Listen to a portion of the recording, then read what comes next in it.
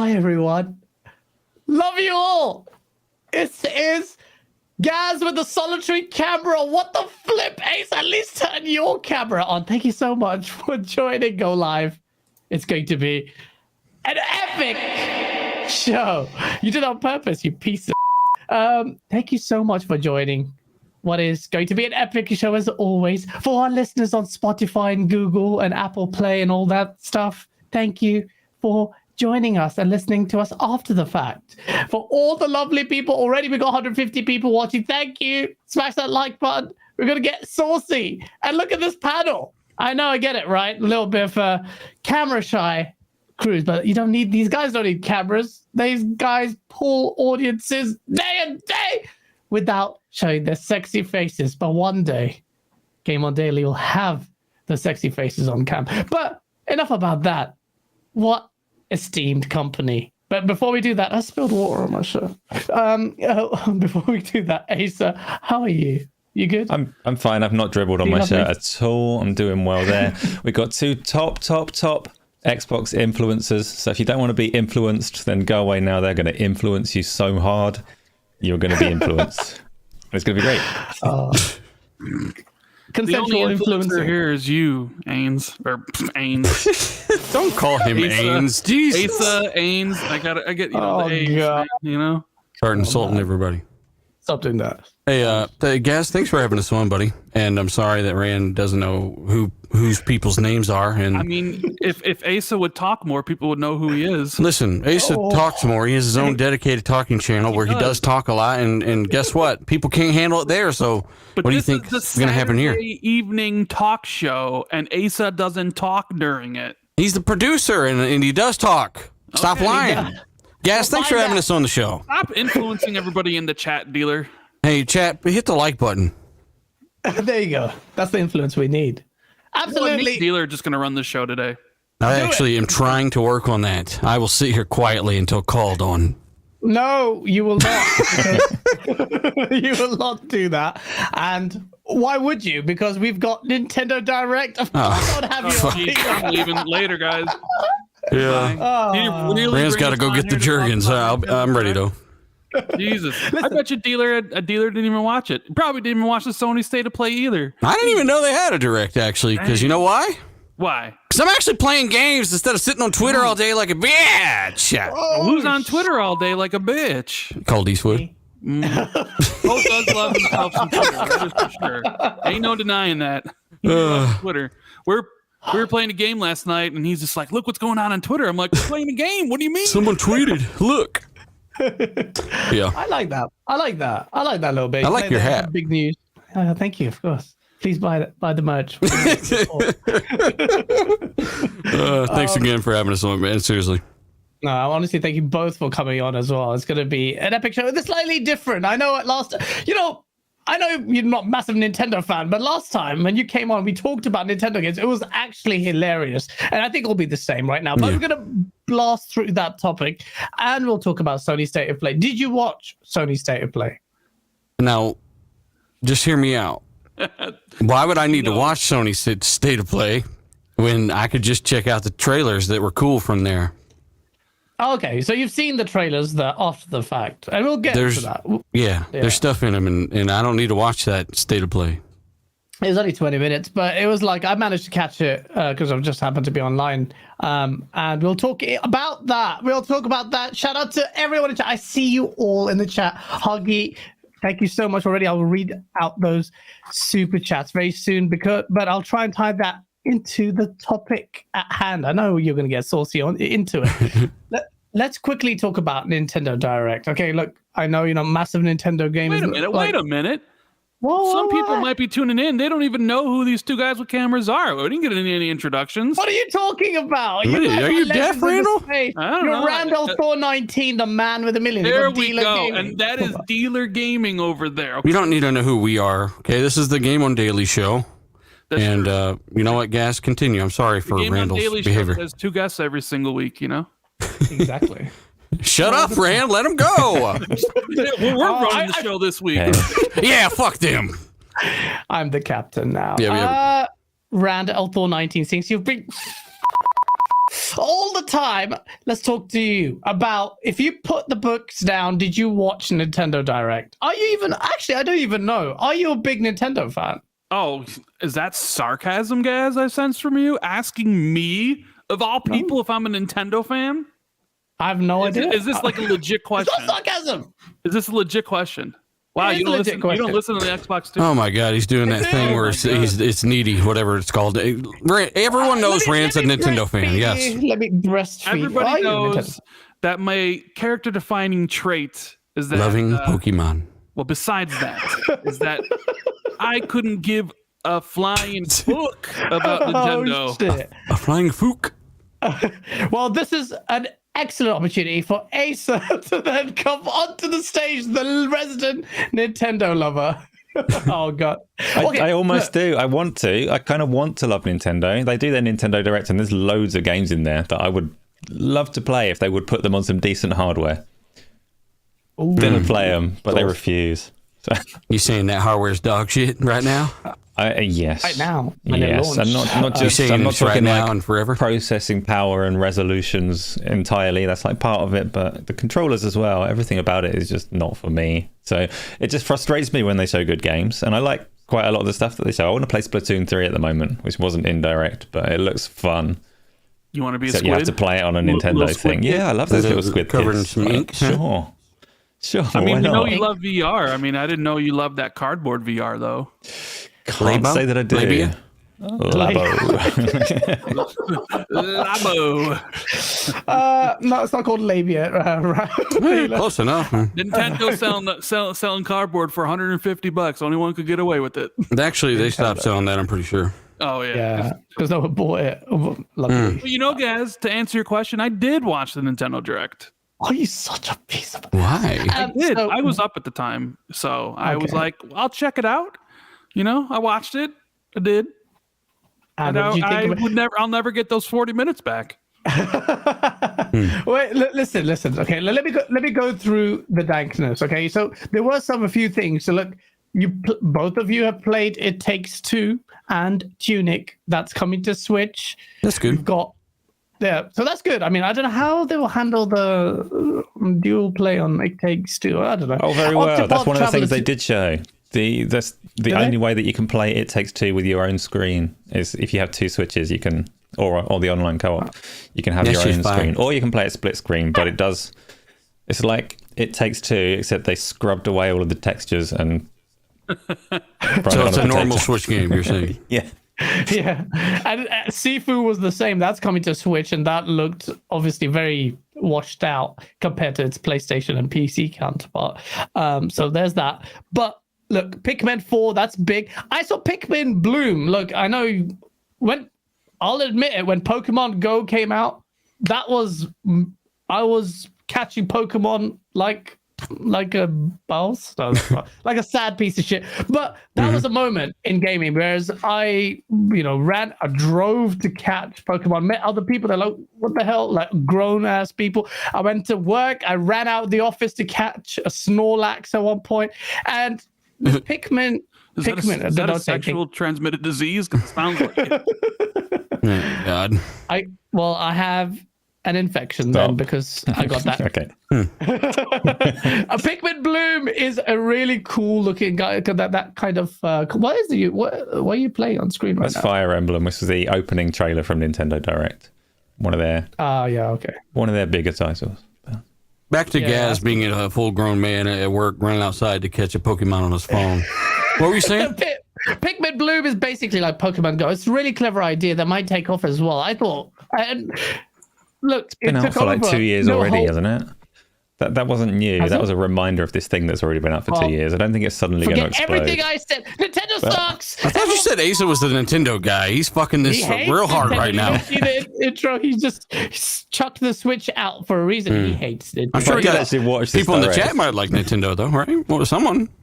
I think every one of you needs to play Legend of Zelda: Tears of the Kingdom, because if that wasn't on this aging hardware, that's a very, very excellent title. I think you'd miss out, Dealer, if you haven't played Breath of the Wild. I think a lot of it is nostalgia. I will say, if you're big, like Ocarina of Time for me is in my top 3 of all time. I just wonder if you played Legend of Zelda: Tears of the Kingdom, you might like it, man. But then, did you play Immortals Rising? Listen. Stop this blasphemy. If I had it my way, Garrett would already beheaded all of them from every character from Zelda. I don't care, like all the Final Fantasy characters. I just don't think those games, they're not my style, right? Plus, I've already kind of had a feel for that with Immortals Phoenix Rising, which is basically Ubisoft's take on Zelda Breath of the Wild, right? So it's not bad, but I just get tired of climbing up shit and falling off, you know? That's more to it than that. But I mean, I'm hyped. For me, as a Zelda fan, not the biggest fan, but it is one of my favorite franchises. This trailer, like, it's remarkable, and I find myself asking what it is about this trailer. That is it the combination of the music, the color palette? I mean, it's kind of muted colors, but it's a combination of everything, and they just make it look so intriguing. The gameplay, it's going to have this unique kind of flavor. Obviously, the Breath of the Wild had some major problems, in my opinion. Like, do you think it's a tad overrated because the dungeons were poor, boss battles were repetitive? So I was a bit surprised about the reception there, but it did so many things right. So I'm super hyped for Tears of the Kingdom, and it's playing there now. It's really good. So they've announced a new Zelda. Is basically what this has come to. I mean, even the worst Zelda game ever, like, what is it? The one on the Wii, the Skyward Sword. Is that it?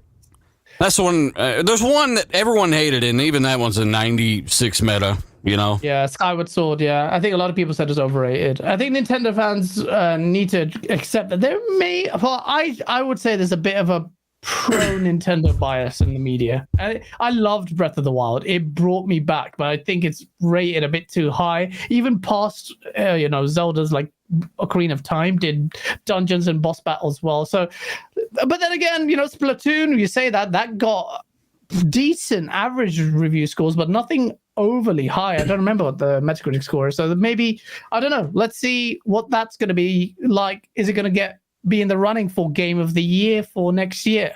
But this year, and now swiftly moving on to Sony's State of Play, I thought it was amazing. Like, it was announced 24 hours earlier, and a lot of it were multi-platforms, let's be real, but just the format of it and the things that they showed, for me personally, I liked. But Ace, I just want to talk to you about something, well, all of you gents, but I know saying Ace is a VR head.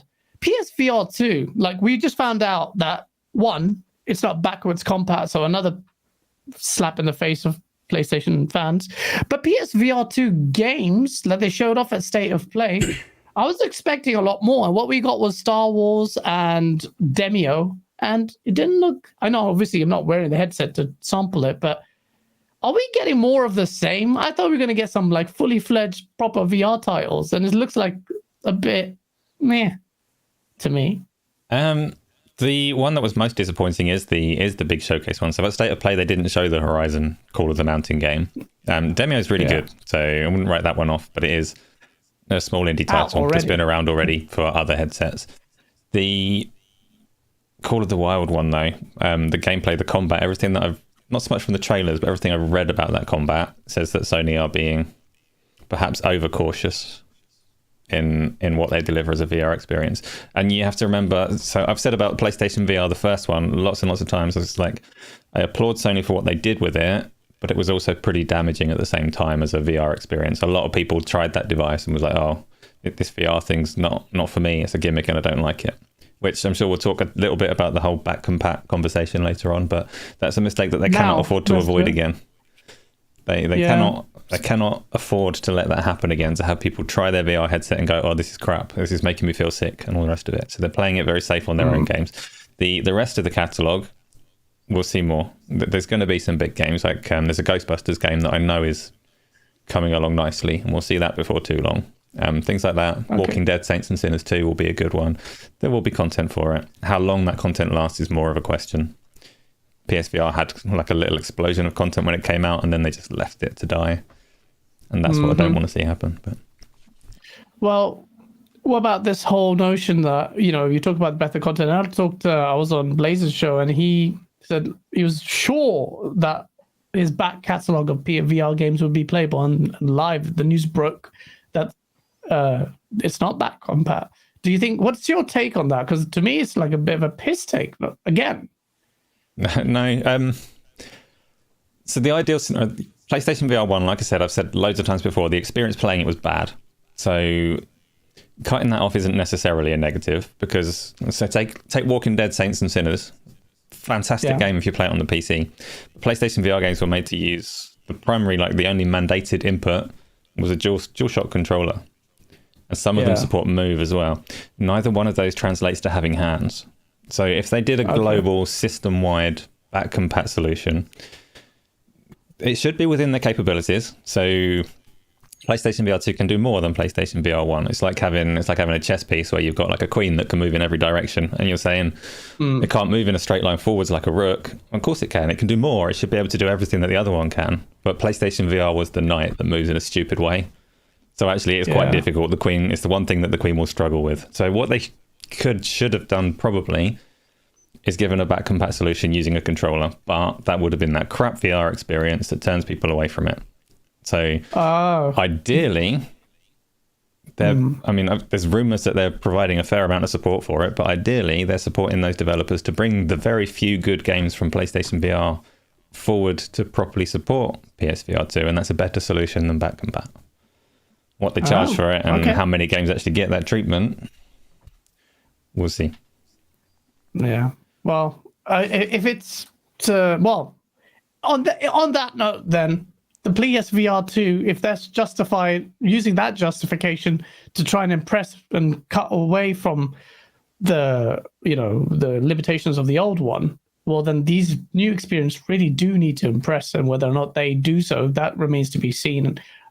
Rand, are you a VR fan?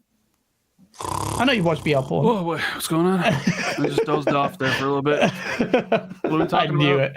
That's rude. That's weird. PSVR, am I a fan?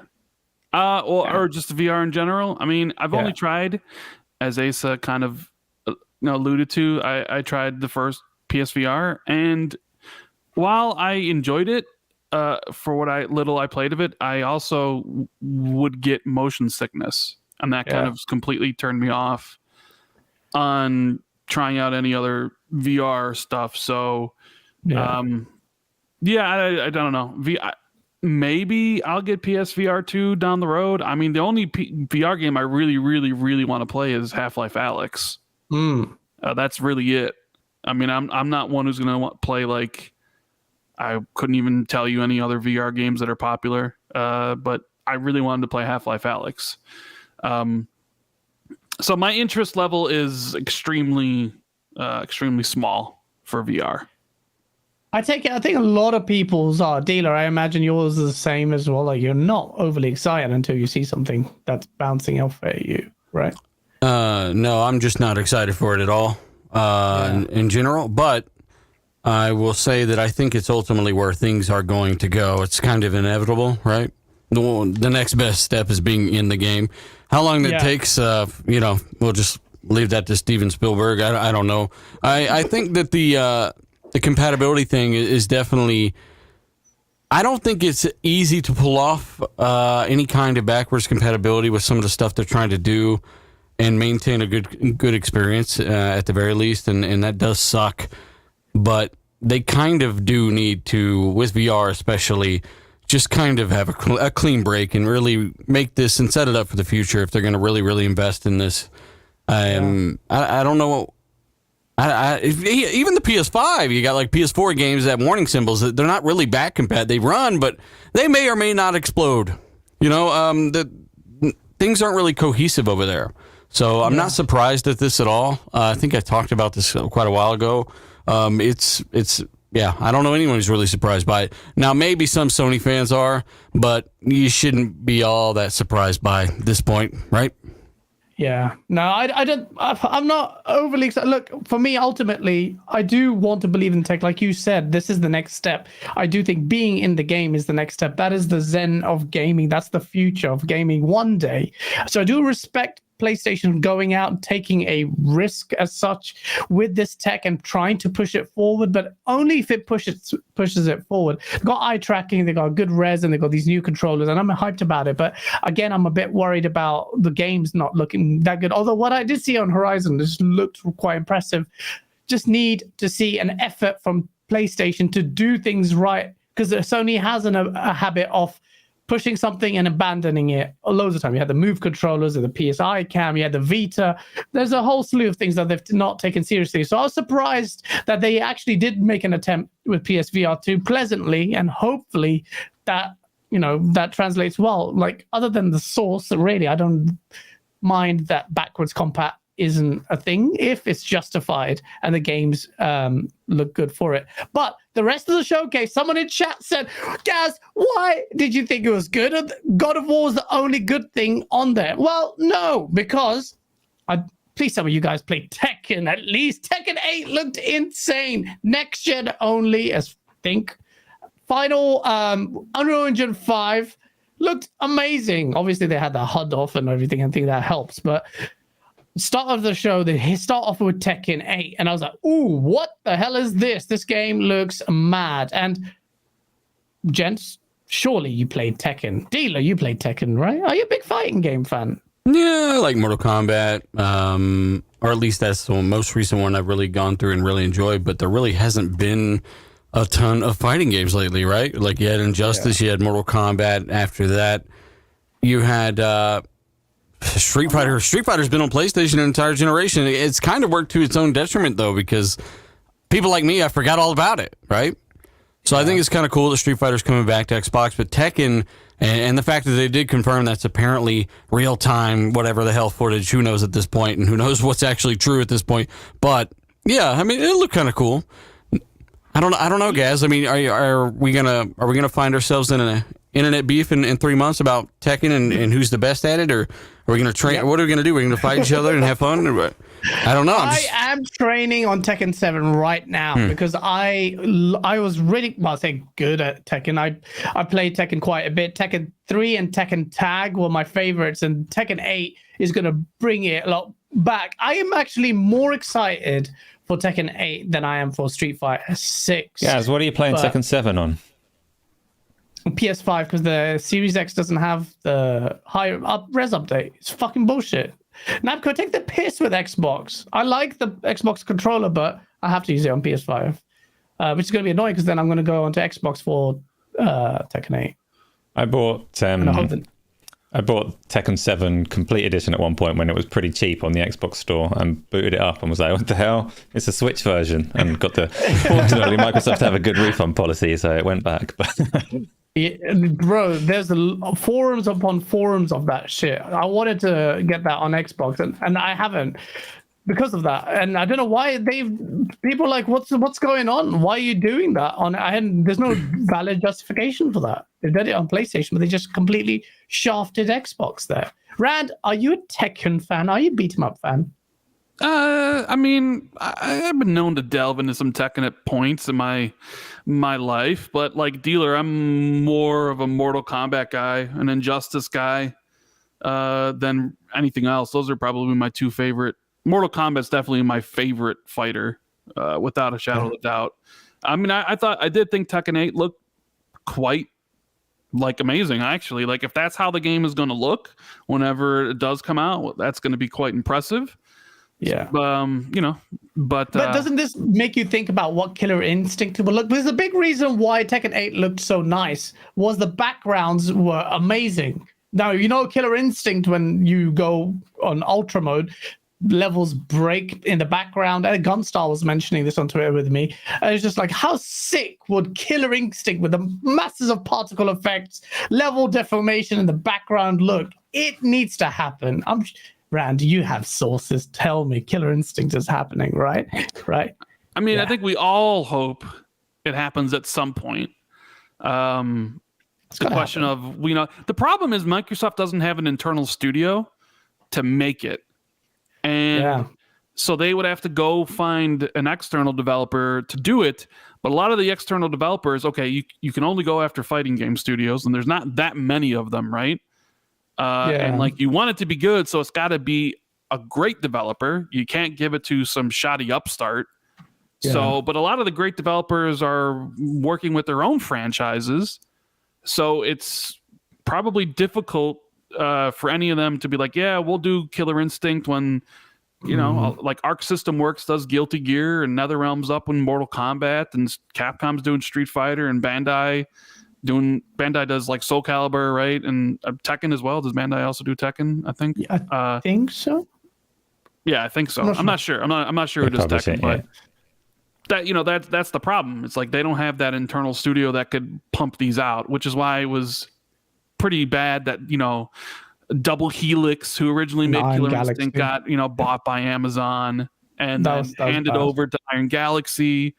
And then they did a good job. They did a really good job, but I think they kind of just wanted to do their own game, and which is why, you know, they're doing Rumbleverse. So I don't know. I mean, I want it to come back. I do enjoy Killer Instinct. You know, there's a campaign for it. A lot of people are like saying it, but then the devs did say, like, look, if you really want Killer Instinct back, then perhaps you should play the last one, because they did so much support on it. Maybe the numbers aren't that high, but I think right now next gen only, like Killer Instinct would create waves. Xbox needs the diversity and talent in games. It already has a really diverse library, so it's a no-brainer, especially with Sony doubling down on things like Evo, and then obviously the marketing rights for Tekken, presumably. Then yeah, I think Xbox would be a miss for having that. But I don't know. Asa, you're a Tekken fan? Oh, you are. You bought the Tekken 7. Yeah, but I'm not really a Tekken fan. I like fighting games in general. I'm not a big fan of Tekken or Mortal Kombat, but pretty much any others. Killer Instinct, I would very much prefer to have a go at. I knew one of those, but yeah, no, definitely. I love Tekken. Tekken for me was one of the first like PlayStation rain games. And storms. So the Tekken 8 trailer was good because it's all rainy and stormy. Do you remember there was an era when Unreal Engine introduced like good rain effects, and every game had levels that were stormy? I miss those days. Well, there you go. That's basically like an Unreal Engine tech demo there. It was like good, you know, showcase for that engine. Donna Tucker there with a $5 super chat. Thank you. Because Street Fighter coming back to Xbox is one thing, but Guilty Gear BlazBlue, which I still haven't played, making it back to Xbox is even bigger in my opinion. I need to play BlazBlue because I don't know if you guys know, but BlazBlue just looks amazing. BlazBlue? I thought it was BlazBlue. I think BlazBlue sounds cooler either way. Let's just call it that. It does.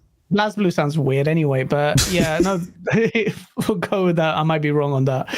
Dub, thank you for being a member for 8 months. He goes, seeing the big fighting games like Guilty Gear Strive and Street Fighter back on Xbox has me so hyped. A lot of people don't know this. A lot of people say, oh, why Street Fighter? You know, the bullshit arguments are really. They say the D-pad is crap. Xbox was never the home of fighters, but in the 360 gen, a lot of people are playing Street Fighter on this competitively on the 360. Mostly not maybe down to controller preference, but just generally the system was good. BlazBlue, guys. Okay, my bad.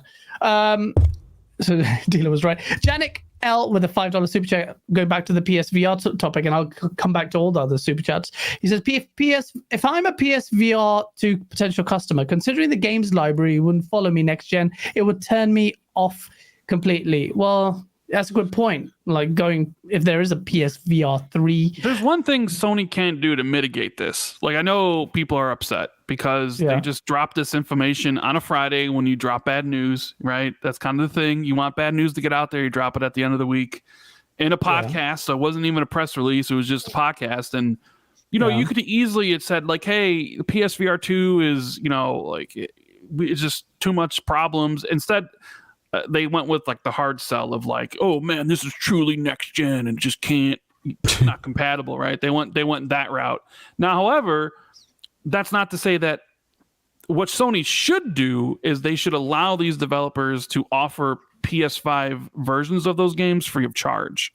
So while you won't be able to play those games back and pat wise, like if you own 20 PSVR titles, then when you get PSVR 2, I'm hoping, at least for the people that spent money, that there is some sort of thing where it's like, okay, you know, you can get these games as a free upgrade. At least that would mitigate some of the complaints, because I think people have this vision in their head that they'll charge like an upgrade. Oh, it'd be like $10, or you have to buy the game again. So if Sony's invested a lot of money in VR, a ton of money, and they need it to be successful, so it would probably be in their best interest to basically like give people that library and be like, all right, free upgrades. So people are like, okay, it is safe to get the PSVR 2, because you don't want the PSVR 2 to come out like struggling.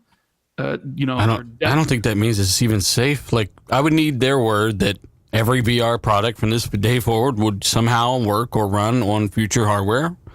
Something that Microsoft have managed to do with theirs, right? And I think that if they're going to take the route of it's too next gen, it can't run this or that, what's gonna get developers to even push out a patch or go back and make a compatibility pass on maybe one of their games and get it to run without crashing if that's an issue? It would be maybe something like a paid patch, and that's just a weird way to guarantee backwards compatibility with your library. You're not insinuating that. I'm just saying, like, thinking about it. They can't really win because it sucks one way, and the other way you kind of got your back in pat, but you're going to pay more money, and you don't have your back in pat, and you might only have certain ones. And I just think the whole thing, it's kind of like those Star Wars movies where the motherfucker made the first one. He's like, all right, new director, new plan, all right, and there's just no cohesion there, right? Yeah, I feel like they've got to come up with a longer term, like, better plan going forward with their hardware and the compatibility, and figure out how to do things more in the vein as they have been doing, like Microsoft been doing. Yeah, I don't think they will, though, because if you judge by their past pedigree on this and the way their attitude is, they tend to take the easier way out with this, or maybe charge more. So I'm a bit more pessimistic. Well, it is the easy way out for them, because this would mean it's on the developers, right? Yeah. Or Microsoft's solution is not. And, if they want to pin it on the developers and provide their own back and pats versions of games for free, or maybe through a patch, that's Sony's kind of dream scenario right there. Yeah. And Donataku and Huggy are being messy. Donataku with the $5 super chat goes, PSVR games will be compatible with PSVR 2. They will just charge you for the director's cut.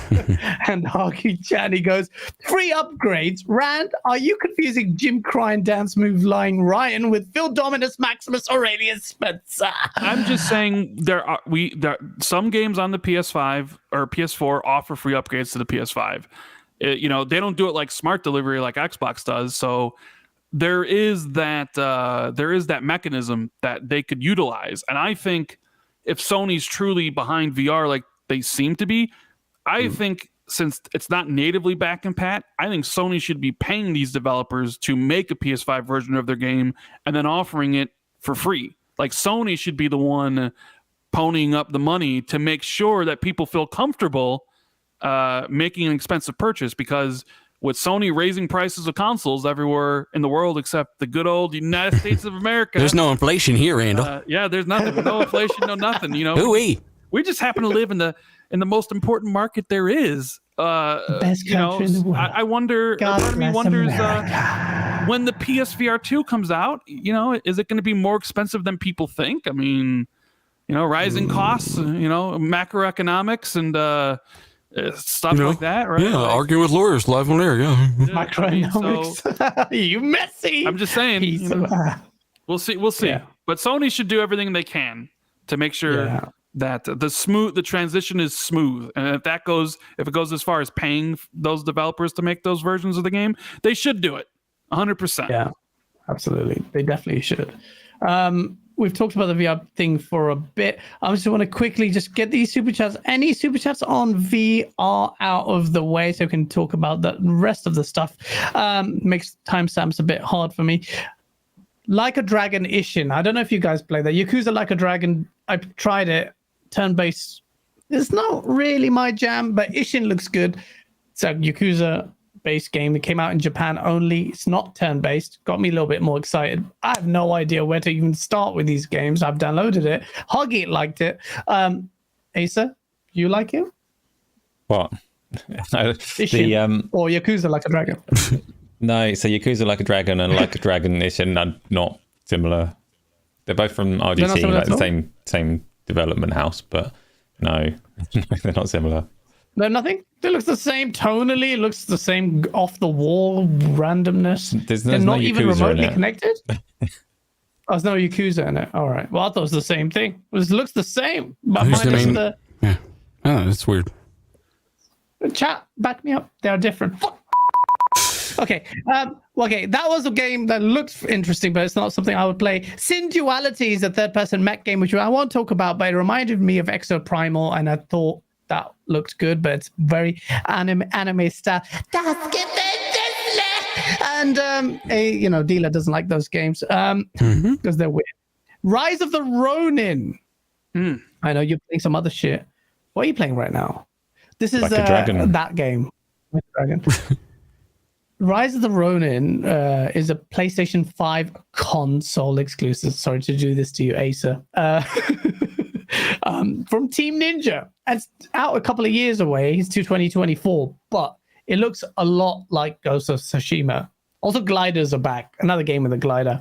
And it just looks amazing. It looks like the combat is really good. Did you check this out? Do you remember this one, Dealer? Rise of the Ronin?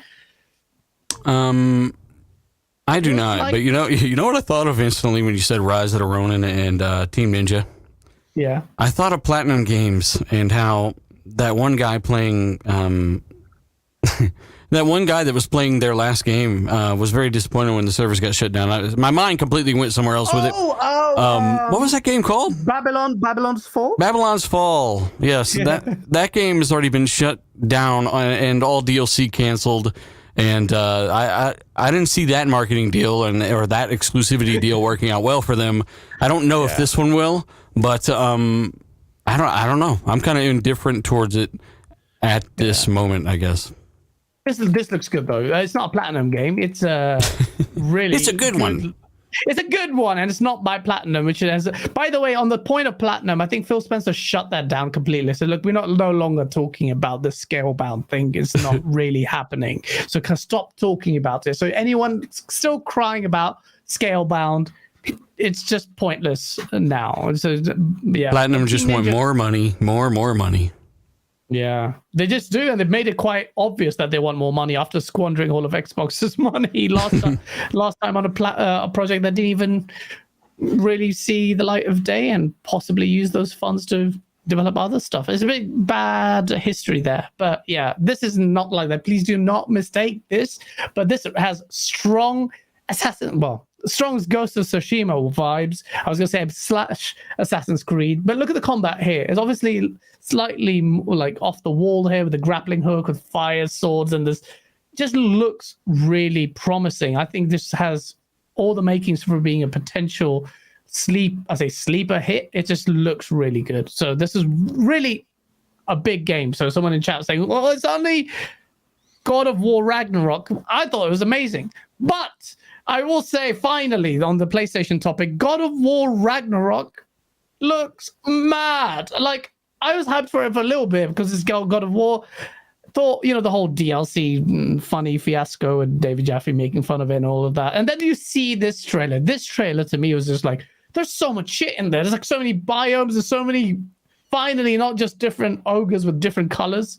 So many enemy variants, bosses. There was the mermaid, massive fat dog wolf thing at the end. I don't know who that dog is. Well, everyone knew who that dog was. I don't know who that dog is. Who's the dog? I'm pretty sure Fenrir. that's Fenrir. Mm-hmm. Yeah, You both said the same. What did you say? Fenrir. Fenrir What is the hell's that? That's. Is this another Norse I mythology? think in the type one? mythology, that's Loki's dog, isn't it? Okay. That he does things with. Yes, it is. The mythology is very What's he interesting. do with it? What does he do with it? He has children Yeah. with it, I do believe. Are Oh, you I think that's serious going right to happen now? in God of War. But I think that's part of mythology, yeah. No, maybe that's why David Jaffe is, looking forward to this game. Is some weird. I don't know. No, I'm excited for it, but after you said that, I'm like, what the fuck? I don't know. Whatever. We'll just pretend like that never happened just now. And God of War Ragnarok looks awesome. It looks just as. Name another game that's open world action adventure type game like this that looks better. You can't. It's God of War. Hopefully, the new creative director though is up to task and up to snuff. Cory Barlog is is currently working at a Subway in Detroit. So I wonder what Barlog is actually working on, though. I'm sure it will be pretty damn awesome. There's rumors that he's working on like a sci-fi game or something. Really? Yeah, I mean, I figured it's not going to be, not a sci-fi game. Yeah. Randall. Like a space future sci-fi game or just fiction? I don't know. There's this rumor saying that he was working on some new sci-fi IP or something. I mean, but this looks so good, man. Like, I can't wait for this now after seeing that. It just looks like this is not just...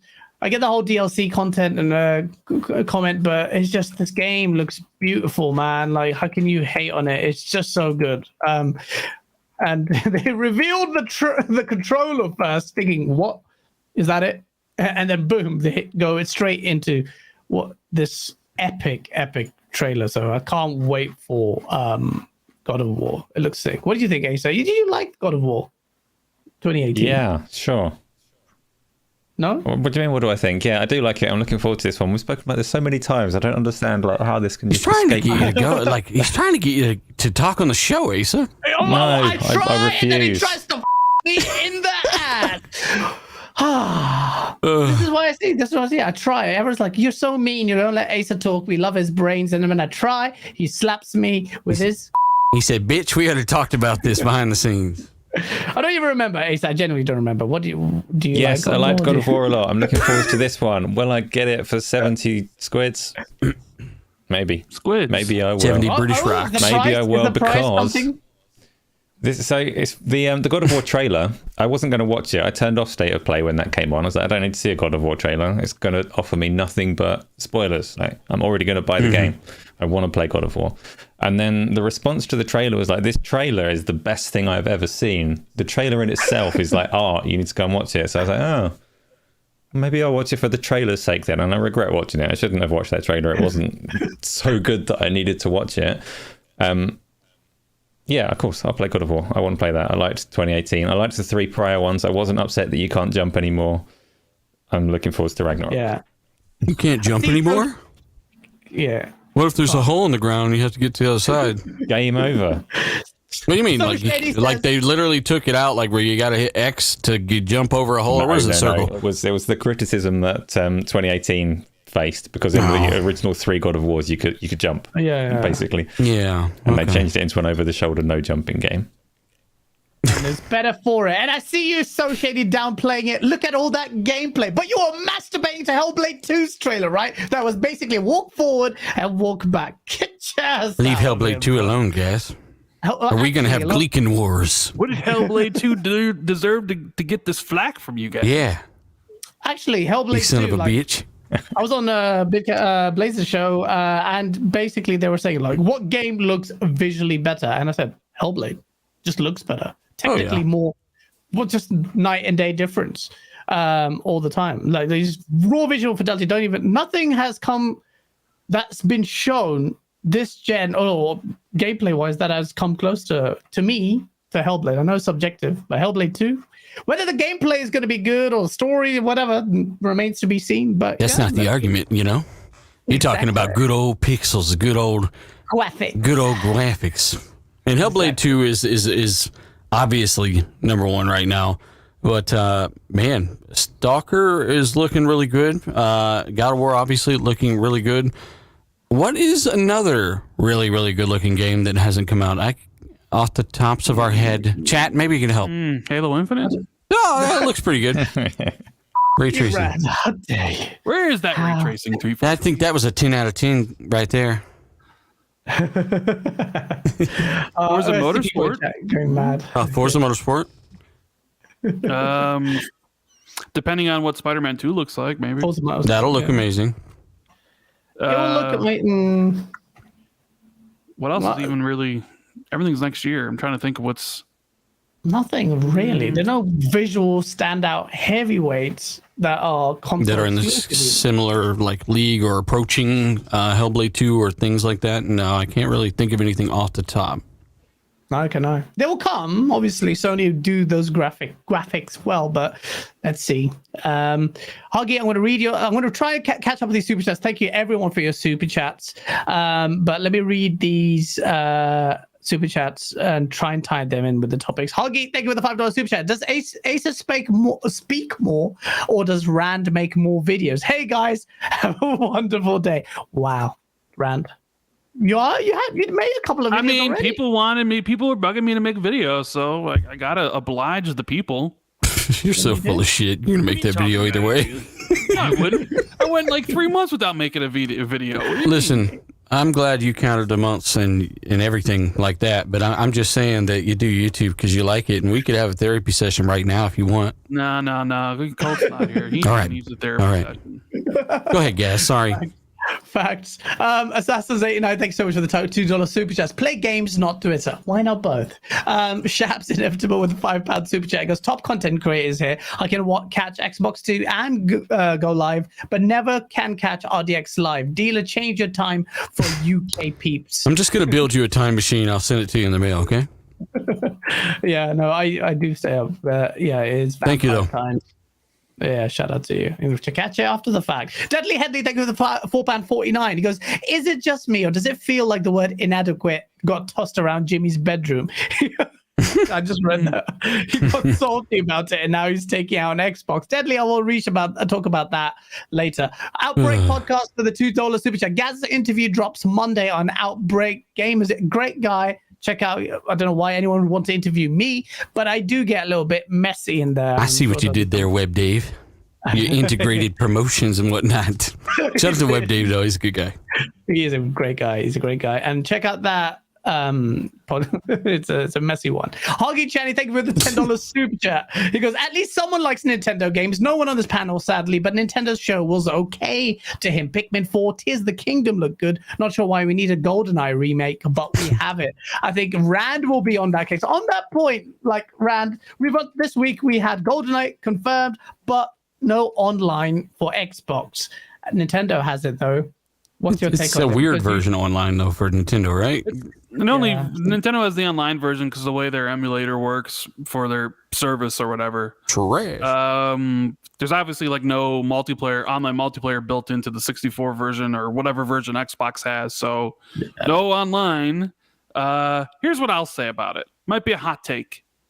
Go for it. The people that have been that. asking for GoldenEye, like Special Nick. Yeah.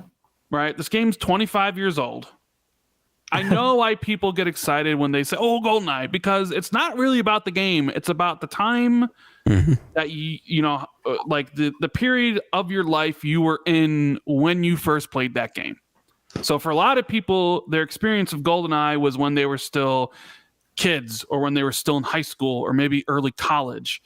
And it's not really about playing and enjoying the game. It's about trying to relive the nostalgia that you have for that game from the memories of it from your earlier life. And you're never going to be able to recapture that. Yeah. I'm here to tell you, this may be a hot take, but I think the vast majority of people who download GoldenEye for free, which that's a great thing. If you own Rare Replay, you can get for free. But I think the majority of those people will play that game for 15 minutes and then delete it off their console. You think they'll last 15 minutes? Maybe 10 minutes. Listen, that's not a hot take. All right, like GoldenEye is what it is. It's a product of its time, and if you can go back and enjoy it, and I'm not saying that any of us can't, but if you can go back and enjoy it more than most people, that's great, and that's why it's there. It's meant for you, right? But yeah, this has been a rumor for like 10 years or plus. GoldenEye 007 being brought back and all this crap. I'm not personally. I remember sitting there playing this on the 64. Like, it is exactly what you said. It's nostalgia. It's why Call of Duty Modern Warfare or Call of Duty 4 is the golden age of multiplayer Call of Duty gaming, right? Because you had that party chat for the first time. You had this multiplayer experience. It was kind of crazy. That's 007, not so much though. It's I'm sure it'll be fun, but I don't know. Rand, are you getting this, right? You copping this? Yeah. No, hell no. I ain't playing it. I mean, well, I'll play it. You know, the thing it'll be nice. I don't give a shit about achievements, but I would say getting an achievement for the completing the game on 00 Agent. Like, that'd be nice. That's an actual achievement because it's 00 Agent is hard. How that game will translate into controller, I don't know. You know? But I agree with you. I said this before. Like, people will drop it after 15 minutes. It's nice nostalgia, but have you played Goldeneye? I might just download it. Might just download it and keep it on that pause screen. You know what I mean? Why? For the music? Rack up those minutes. Banging music. There's never been a better pause screen music in the history of video games. Yeah, I was Asa, bring that up right now on the stream. Let's don't do it, Asa. They'll flag you. Let's hear it. I don't really mind the flag, but no. They'll get you, Asa. It's hard to integrate the audio with the thing. They will get you. I can do it, but no one will ever mow you again. Yeah. But Asa, don't say I do answer this question before. Did you play GoldenEye? Do you like GoldenEye? Do you care about it? I played GoldenEye plenty when GoldenEye was fresh and on the N64.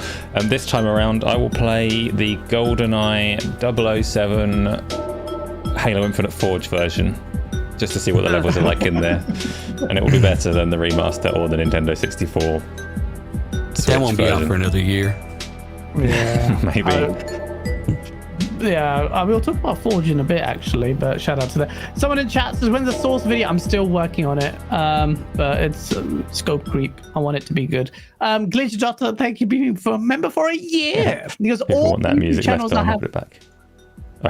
Okay. All the YouTube channels I'm a member of on the same panel. Sadly, can't listen to you live. Have a good show, lads. Well, catch it after the fact. And thank you so much. These two gents have taught us everything we know. Stop making things up, guys. We didn't teach you half the shit you've done. Don't blame this on us. Yeah, we didn't teach you about the sauce. Yeah, we didn't teach you how to shout out from the beginning. Do all that. Not the sauce, but the podcast. But you know what? Shout out to the 28 people watching. Only 186 likes. What you doing? Hit that like button for Gaz. I just noticed that. What? Fix that. Listen, guys, don't hit it unless you really want to, okay? Yeah, if you're enjoying the show, don't hit it. Smack that. Smack it. Finger bang it. Smack that. And on the what? Okay. Yudani Quasada, thank you so much for the $2 super chat with the gold badge. She goes, PlayStation bad, Xbox good. Please clap. All right. There, once. Lad, Huggy, again, thank you so much for all the super chats. Because Lad Ishin is Yakuza character set in history. I knew it! In historical Japan. Yes, a Yakuza-like game. All Yakuza's action games, only the one game LAD is turn-based, like a dragon. Donataku also says with the $5 super chat, Ishin is a remake of the PS3 Yakuza game that never made it to the West. It's definitely a Yakuza game. Is that the one Asa was saying wasn't a Yakuza game? The samurai one with no Yakuza in it, yeah. Why are you lying to everybody live on the air, Asa? I see what I can get away with. I push the boundaries sometimes. I'm a wild card. Garuda Intruder, good to see you, bro. With a $5 Australian. I didn't know you're Australian. If the recent showings from the big three are anything to go by, gamers are all in for an incredible generation unless you're stuck on one plastic box. What? Xbox had a good show this year? What? Uggy Channy. I'm going to leave your $10 super chat for the end, the first ever one, because that's a topic right at the end. I want to talk about the source here. Actually, you know what? Let's just talk about it now. He says, I'm paraphrasing here. You're only a gamer if you play on PlayStation. Everyone else is not a gamer. Xbox having COD means gamers can't play COD. Sony in response to the ABK deal. Now, look, I know we've talked about this deal, but it's hotting up and the facade has been just cracking away. And I genuinely, whilst amused, also surprised at how weak PlayStation is making itself look repeatedly. So they've got, this is a statement from Sony, who welcomes the UK watchdog CMA's further probing of the Xbox deal, which, if you know, was always inevitable anyway. Phase 2, we said it, is happening. By giving Microsoft control of Activision games. I should have this in a squeaky voice.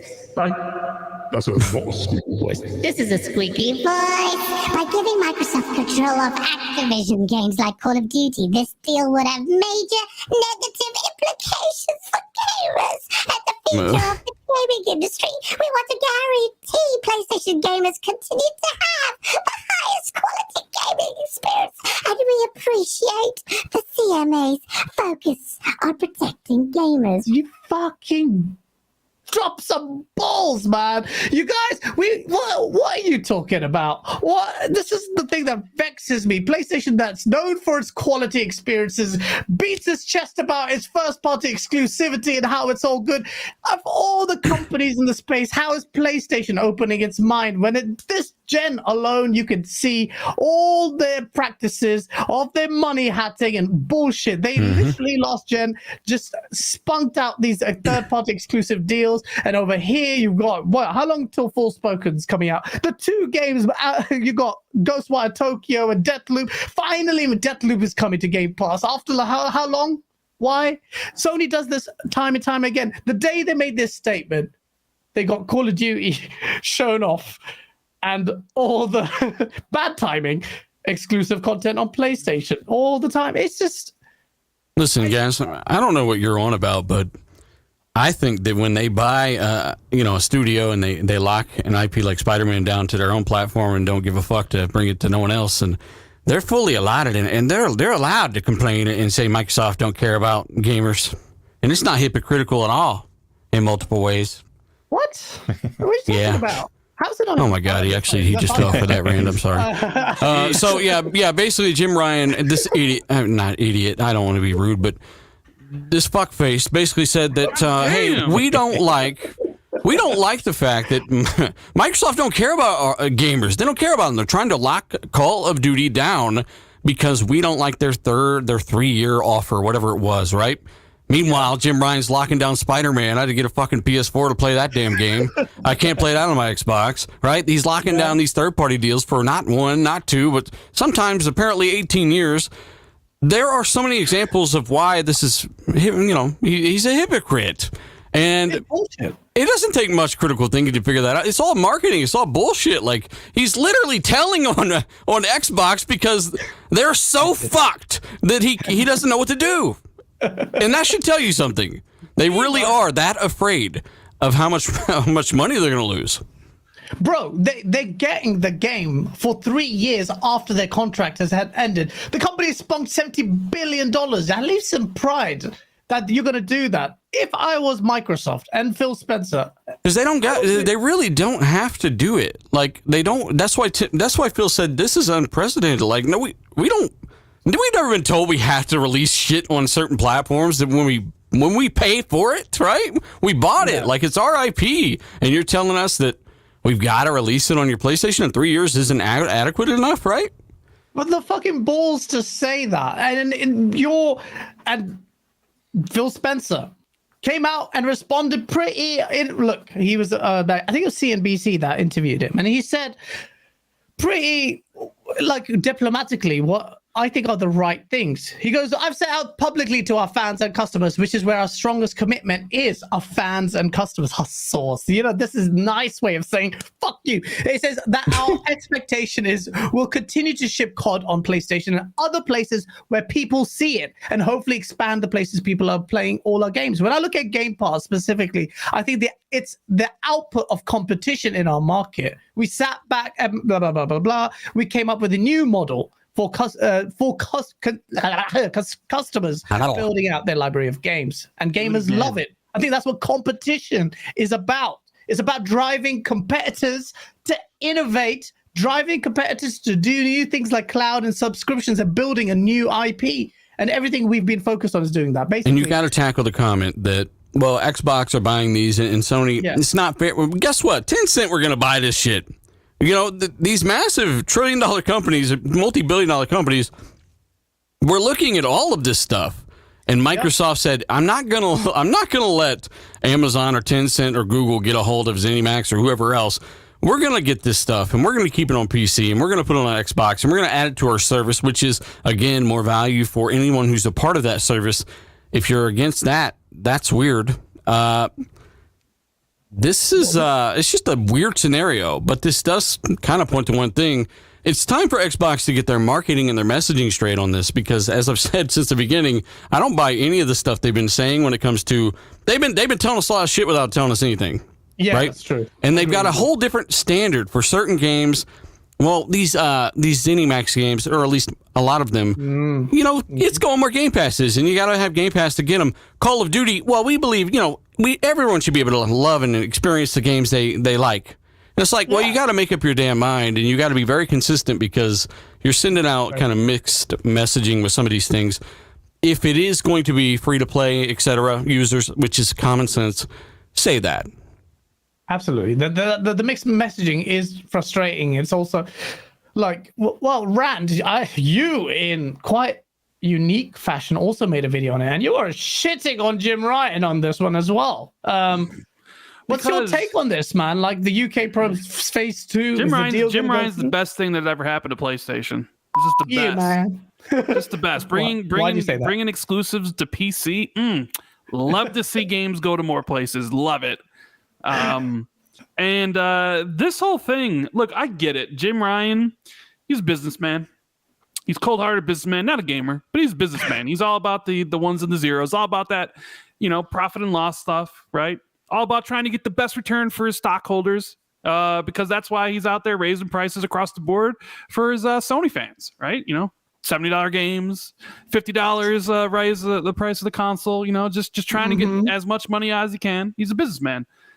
He's protecting his interest here. Let's just say that straight up thing. He's protecting PlayStation's business interest just as much as Phil's protecting Xbox and Microsoft's business interest. With that said, it's all bullshit. Yeah. His statement. Why is it bullshit? Well, because let's take this recent one, for example, about the idea that like they welcomed the announcement. Well, yeah, no shit, because you want the deal blocked. Because the thing that you fear the most is Microsoft having more control, getting stronger, taking market share from you, taking revenue from you, right? Having Game Pass grow, which they've already admitted, they really can't compete with. It would take a competitor years and years and tons of money to do so. So like they don't want Microsoft to become a true competitor in the space. They liked it last gen when Microsoft was fumbling and bumbling, shooting themselves in the foot, doing everything wrong, releasing 60 meta games where dealers making thumbnails for people with the 60 meta and the cannonball. Like Jim Ryan loved classic. Jim Ryan loved that, the PlayStation loved that Xbox. This Xbox is a little bit different because it's like, it's a little scary, Randall. So it's like, hey, we got all these studios now. Oh, and we got Bethesda, and we got Activision and Call of Duty. And Jim, you love Call of Duty, right? Because everything's about Call of Duty. Even though Phil's mentioned that the reason they looked at Activision was because of mobile, because of King and for Blizzard. It just happened that Call of Duty came with it. Now, they want the deal blocked. It's very apparent. They want the third party to retain ownership of Call of Duty so it can remain on PlayStation, no questions asked. They don't want Microsoft to control it.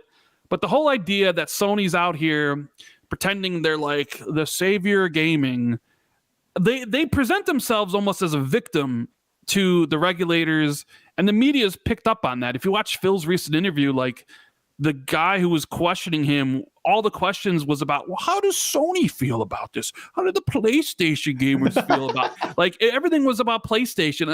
And I was like, oh man, you know what? I got to give the Sony PR a credit here, because they've kind of presented this image that even though Sony's the market leader and has dominated Xbox, that somehow they're this underdog in this fight.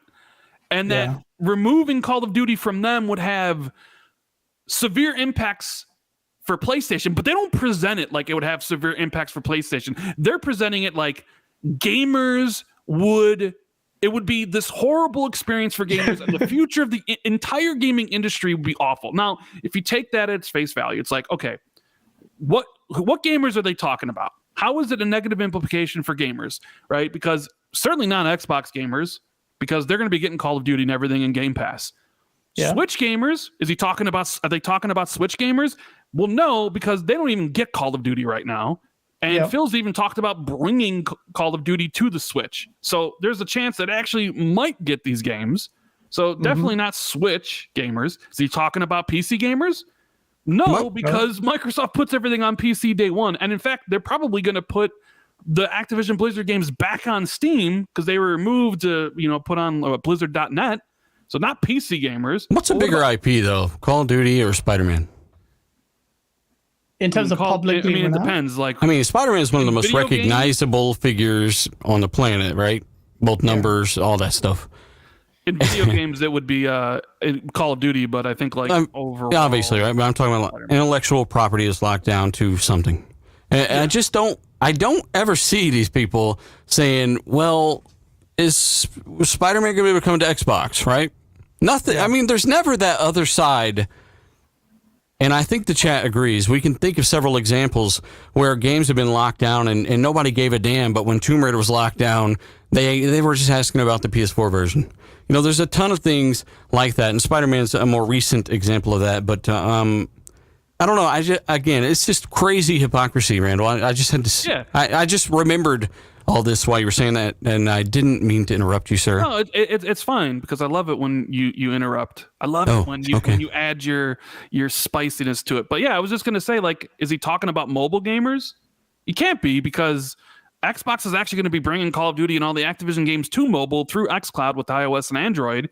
Not to mention they make specific Call of Duty games for mobile. So this idea that it's detrimental to gamers in general is, like I said, bullshit, because he's only talking about PlayStation. So looking at this, it's the arrogance on display that the only people that matter are PlayStation gamers, but he won't even say that because the jig would be up. So he says gamers, right? And that the future of the industry would be awful or whatever. Like I said, the pure utter arrogance to think that Sony's vision of the industry and how it should go is the one that should happen is, like I said, commendable. Like that PR thing, because you look at the CMA and stuff and you see them drinking the Jim Ryan Kool-Aid. They seem to be more about defending PlayStation's market dominance rather than is this a better thing for consumers or what have you. So we haven't entered phase. Well, we have formally entered, I guess, phase 2. Well, yeah, this is why this whole thing happened, and it's you can't remove Call of Duty because it's been on PlayStation forever. And it's to Dealer's point about Spider-Man, even though it's whatever, it's exclusive to whatever, but Spider-Man's was on Xbox for generations, right? There's probably 20 or 30 Spider-Man game on Xbox, but it got taken away. But people normalize that because it's Sony got the license and they use one of their developers, so of course it should. They don't even own the IP, and they've still found a workaround to basically make it exclusive, and it's still okay. But Microsoft will own the IP, they will own all the teams, they will own all of it, and it won't be okay. And that extends to even games like Wolverine. They're expanding on this, So it's definitely something to think about. But it's absolutely. To Dealer's point, I think the tipping point was around Rise of the Tomb Raider, right? Because the media and everybody always praise Sony's deals because they would say, Sony makes me feel like a king. They're out there making deals for me. And the media doesn't say anything. Does the media question why Final Fantasy VII Remake's not on Xbox or any of these games? No. But when Microsoft dared to do a deal one time, a big one, everybody in the media was completely up in arms, right? And I think that showed Microsoft that the rules aren't the same for everybody. So I think at that point Microsoft realized that all right, well, if we can't do what PlayStation does, then we need to do something else. And then you end up here. You end up here with Bethesda, and you end up here with Activision, and now you get this question is it fair? Is it fair for Xbox to own these things? Is it right for them to do so? What about PlayStation gamers? It's bullshit, Gaz. It is bullshit. The whole argument is predicated on the notion that it's entitlement, that PlayStation are everything.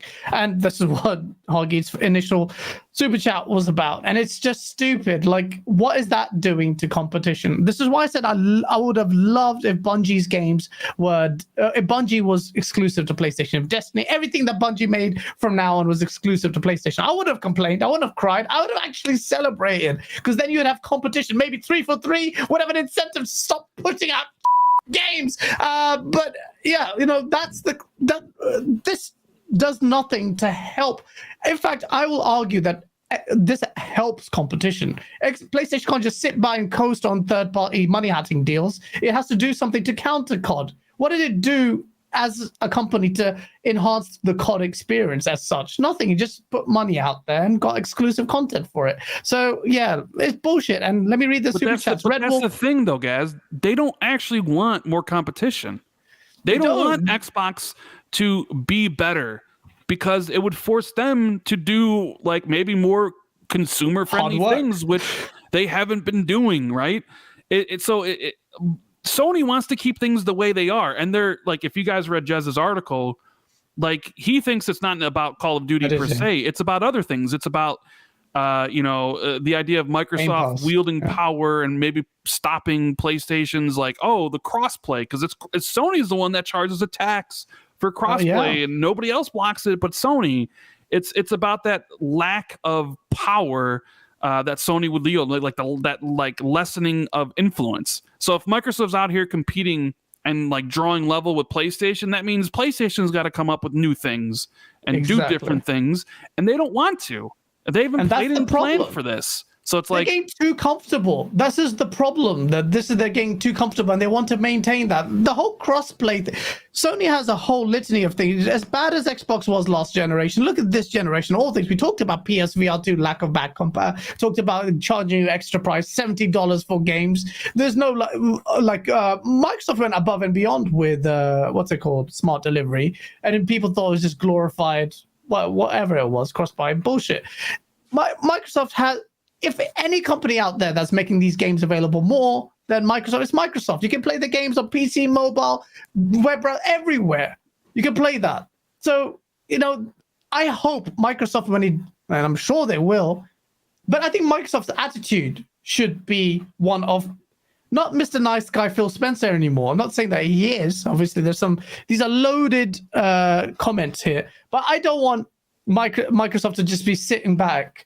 If this deal imagine this deal failed, dealer. Like somehow Jim Ryan snitched, like Dan Lazaro, the £5 super chat. Thank you. Jim Ryan is a snitch to the government, yet a pimp to his consumer base. What the fuck? If somehow in the weirdest alternate universe, I think deal's going to go through. But if it does go through, if it falls through, what would you do if you're Microsoft? I swear to God, if it was me, I would be like, that's it. Battle stations, get your... That would already be at battle stations because these bitches already tried telling us twice, first they would pay, what is it, $1 billion or $2 billion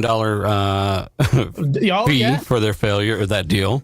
And then they would then probably say, okay, Sony, we're sorry. They better not say sorry. That's probably what the fuck they would do. And the worst part is they're not kumbaya behind the scenes. I like to act like it or not. Yeah.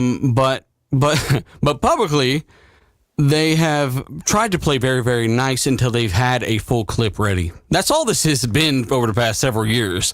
They've tried to play very nice until they've had plenty of things to fire out of the chamber here. So hopefully Microsoft realized with this that Sony are really going places that they haven't really gone before with these types of things, and I guess they haven't really had to go this far, but they are reminded once again that Sony fucking despise you. They don't want you to be in business, and they do see you as a threat. And all you're doing is offering, games for a great value. You're buying studios just like they're doing, just like Embracer Group's doing, Tencent's doing, right? Yep. They don't like the fact that they've never seen a threat like this before. So Jim Ryan, this is like Independence Day. Jim Ryan's gonna be that motherfucker that flies the jet up into the alien ship.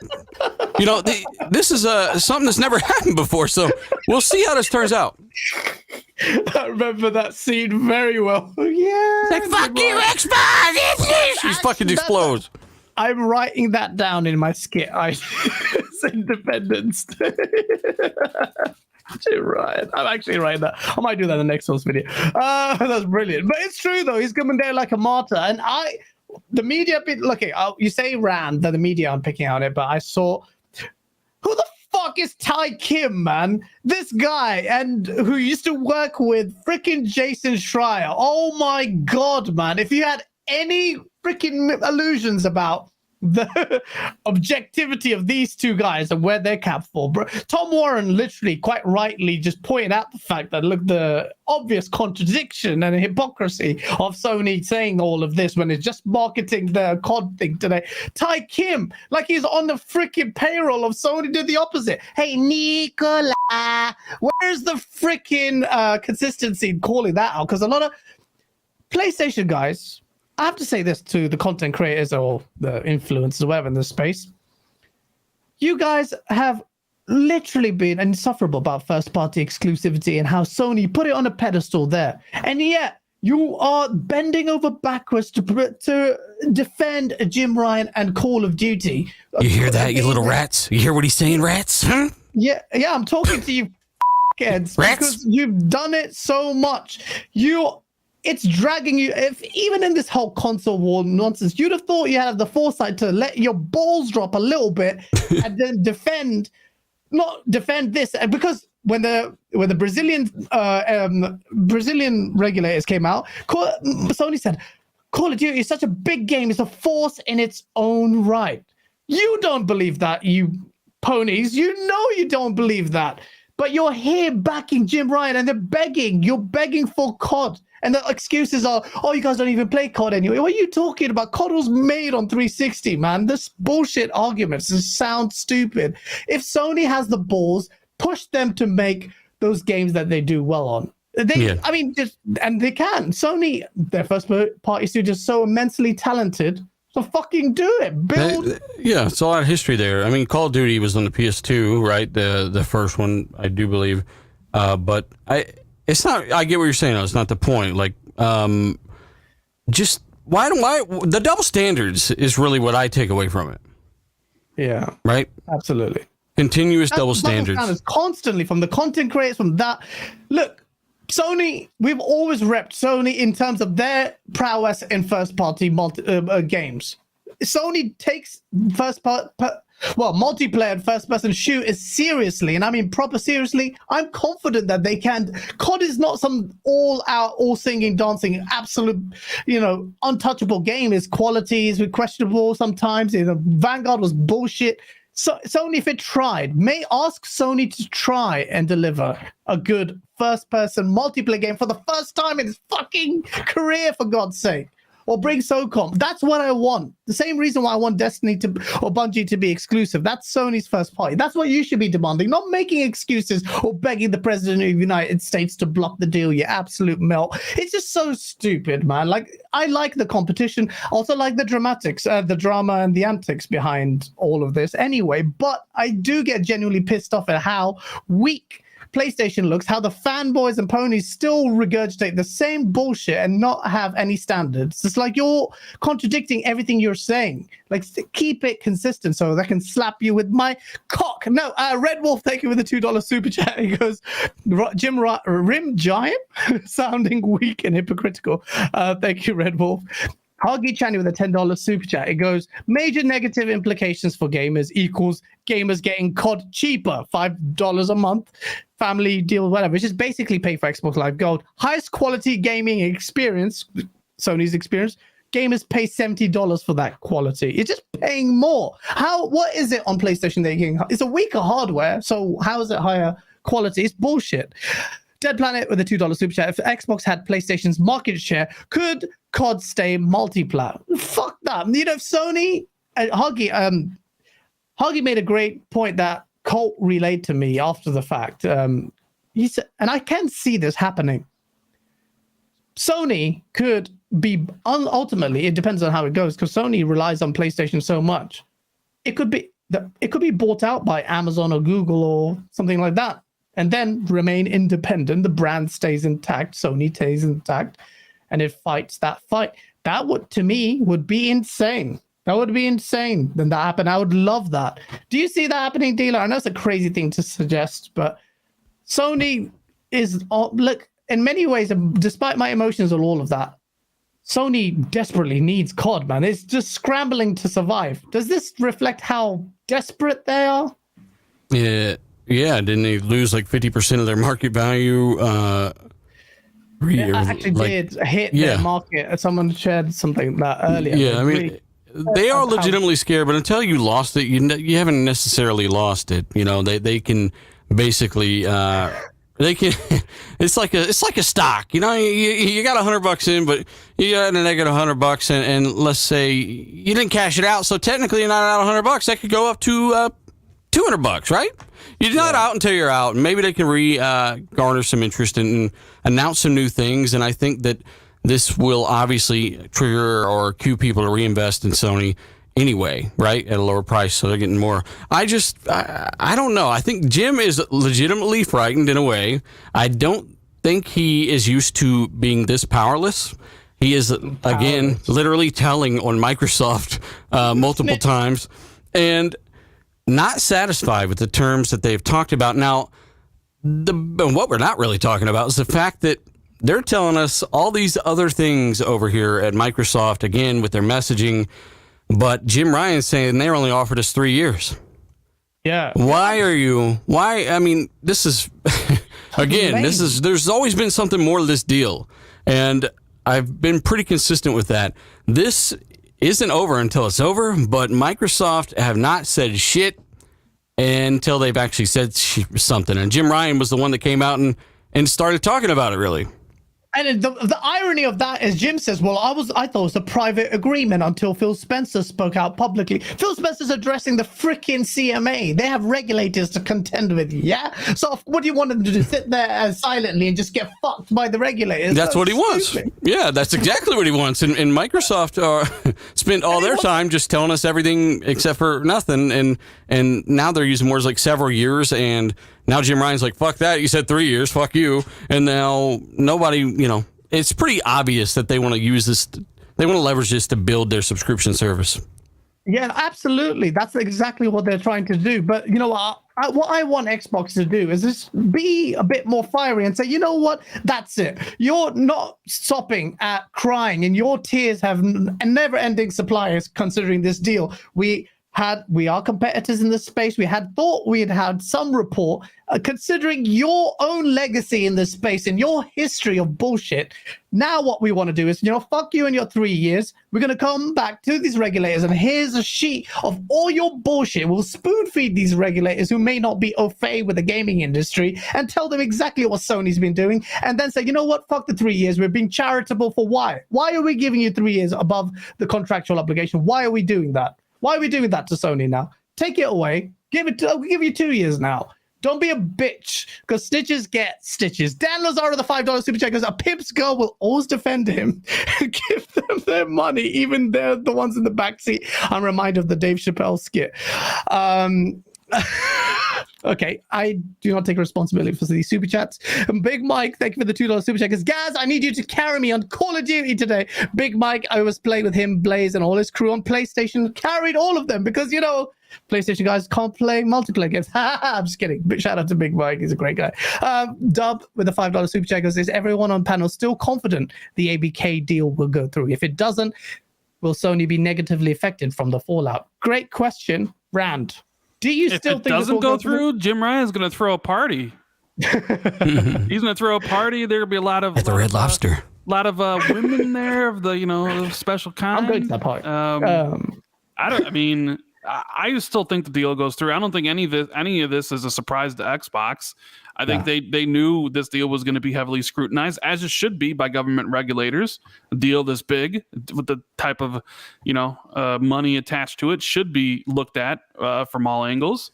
Did they expect Sony to be such bitches with this? I think they expected it, yeah. Because, I mean, like, you're talking about probably the number one revenue driver on PlayStation, like the single, like, and when that deal was announced, when they were like, hey, we're buying Activision Blizzard, I bet you Jim Ryan dropped a log in his pants, right? Because if there was that inkling of a possibility that Call of Duty would have been removed, then that's a huge chunk of PlayStation's revenue per year. So they probably were scrambling, and you know they cared, because the first thing they said was, well, we expect Xbox and Microsoft to honor all their contracts, right? It's like when Bethesda was acquired, you didn't hear shit because they didn't care, because whatever. Like, and they still got those games before we did. Fuck. No, and this is so ironic that all this stuff literally comes out on the day they have a Call of Duty event with exclusive Call of Duty content that's blocked off from Xbox and PC for a year. On the day that Deathloop was finally announced for Xbox after it spent a year exclusive to PlayStation, I mean, like, he couldn't write this. This is like, it's like the irony is so thick in this sort of thing. You know, it's just, yeah. Jim Bryan will throw a party if it gets blocked. I don't think it will. I think it'll close March of next year, maybe April. Yeah, I don't think any of this is concerned anybody at Microsoft. I do want it to close earlier because this is holding up other mergers and acquisitions. Because that team is, so much paperwork, and as Phil mentioned, there is no pause button on acquisitions. So the deal needs to get done so they can go and buy somebody else to upset the PlayStation guys. I want this to be done so we can quit fucking talking about it. I know you're tired of, it's not, obviously it's a topic and it's got to be talked about, but it's such a ridiculous thing. And I don't think the deal was ever really in danger. I think it's just a bunch of like talking heads and people that just kept talking about the deal being in danger. There was no real threat of it being in danger, according to what I know. So this is behind the I think it just needs to hurry up and happen, guys. I think we can all agree on that. I like how Noel Crammers is taking over. Even Asa has basically turned off his camera for this segment. He's naked right now. He is. Making up for it. This is behind the scenes of when Microsoft announced it was acquiring ABK.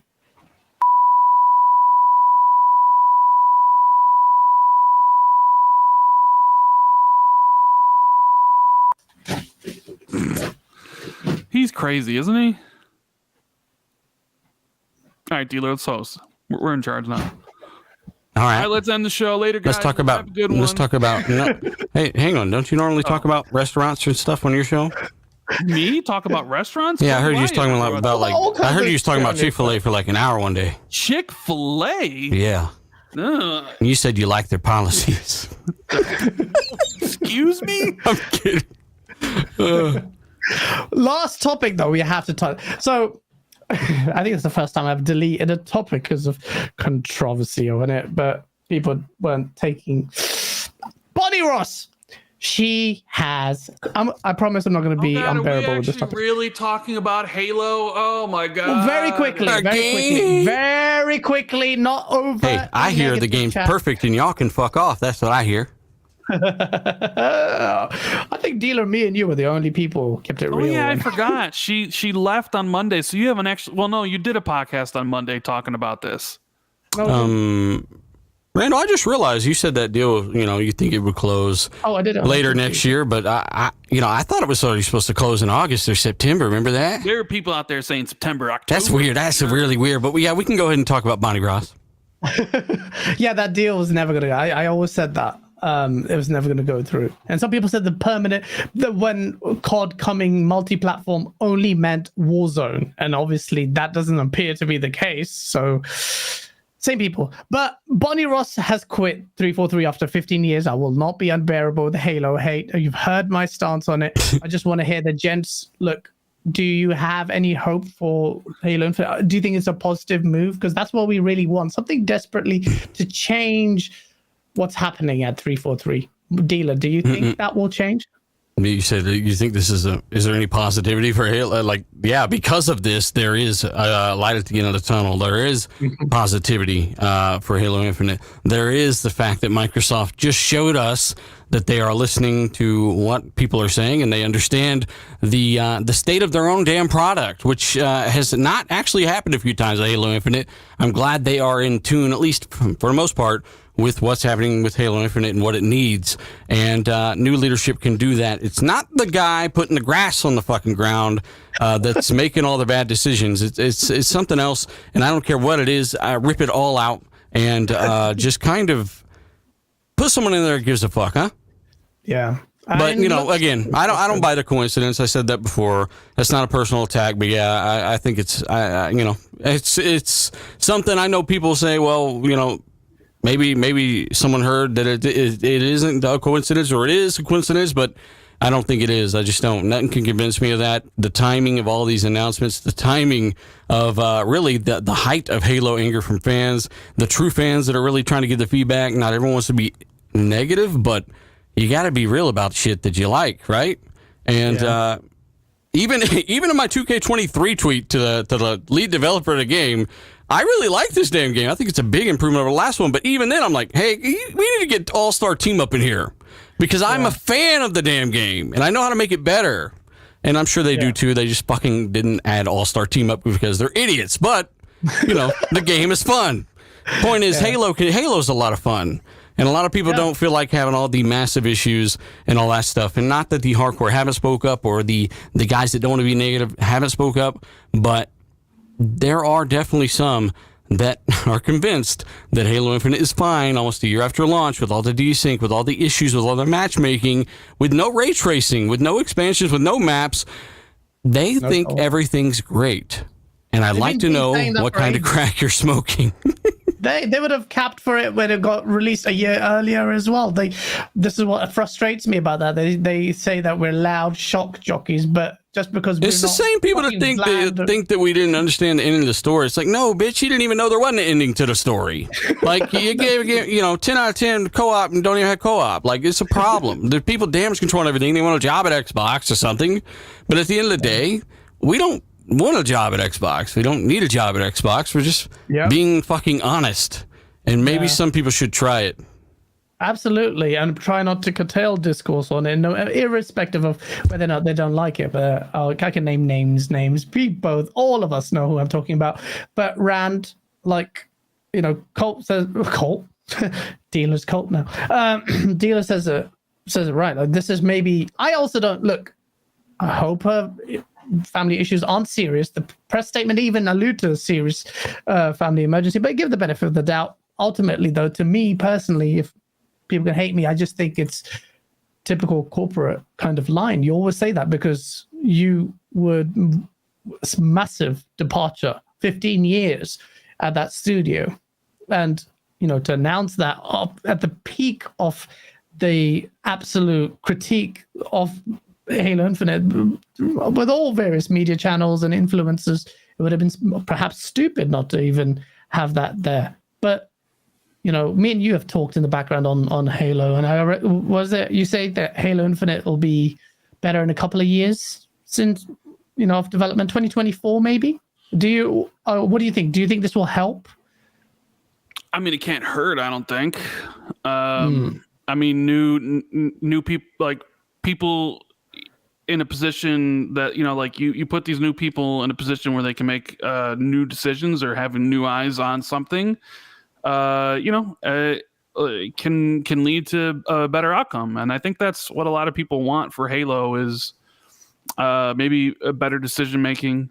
Because who knows why Halo Infinite's in the state it is? Who's properly to blame? Does Bonnie Ross share some of that? Yeah. Does Matt Booty? Yeah. Does Phil Spencer? Yeah. Absolutely. Even Satya Nadella probably even bears some of the responsibility. So it goes a long way.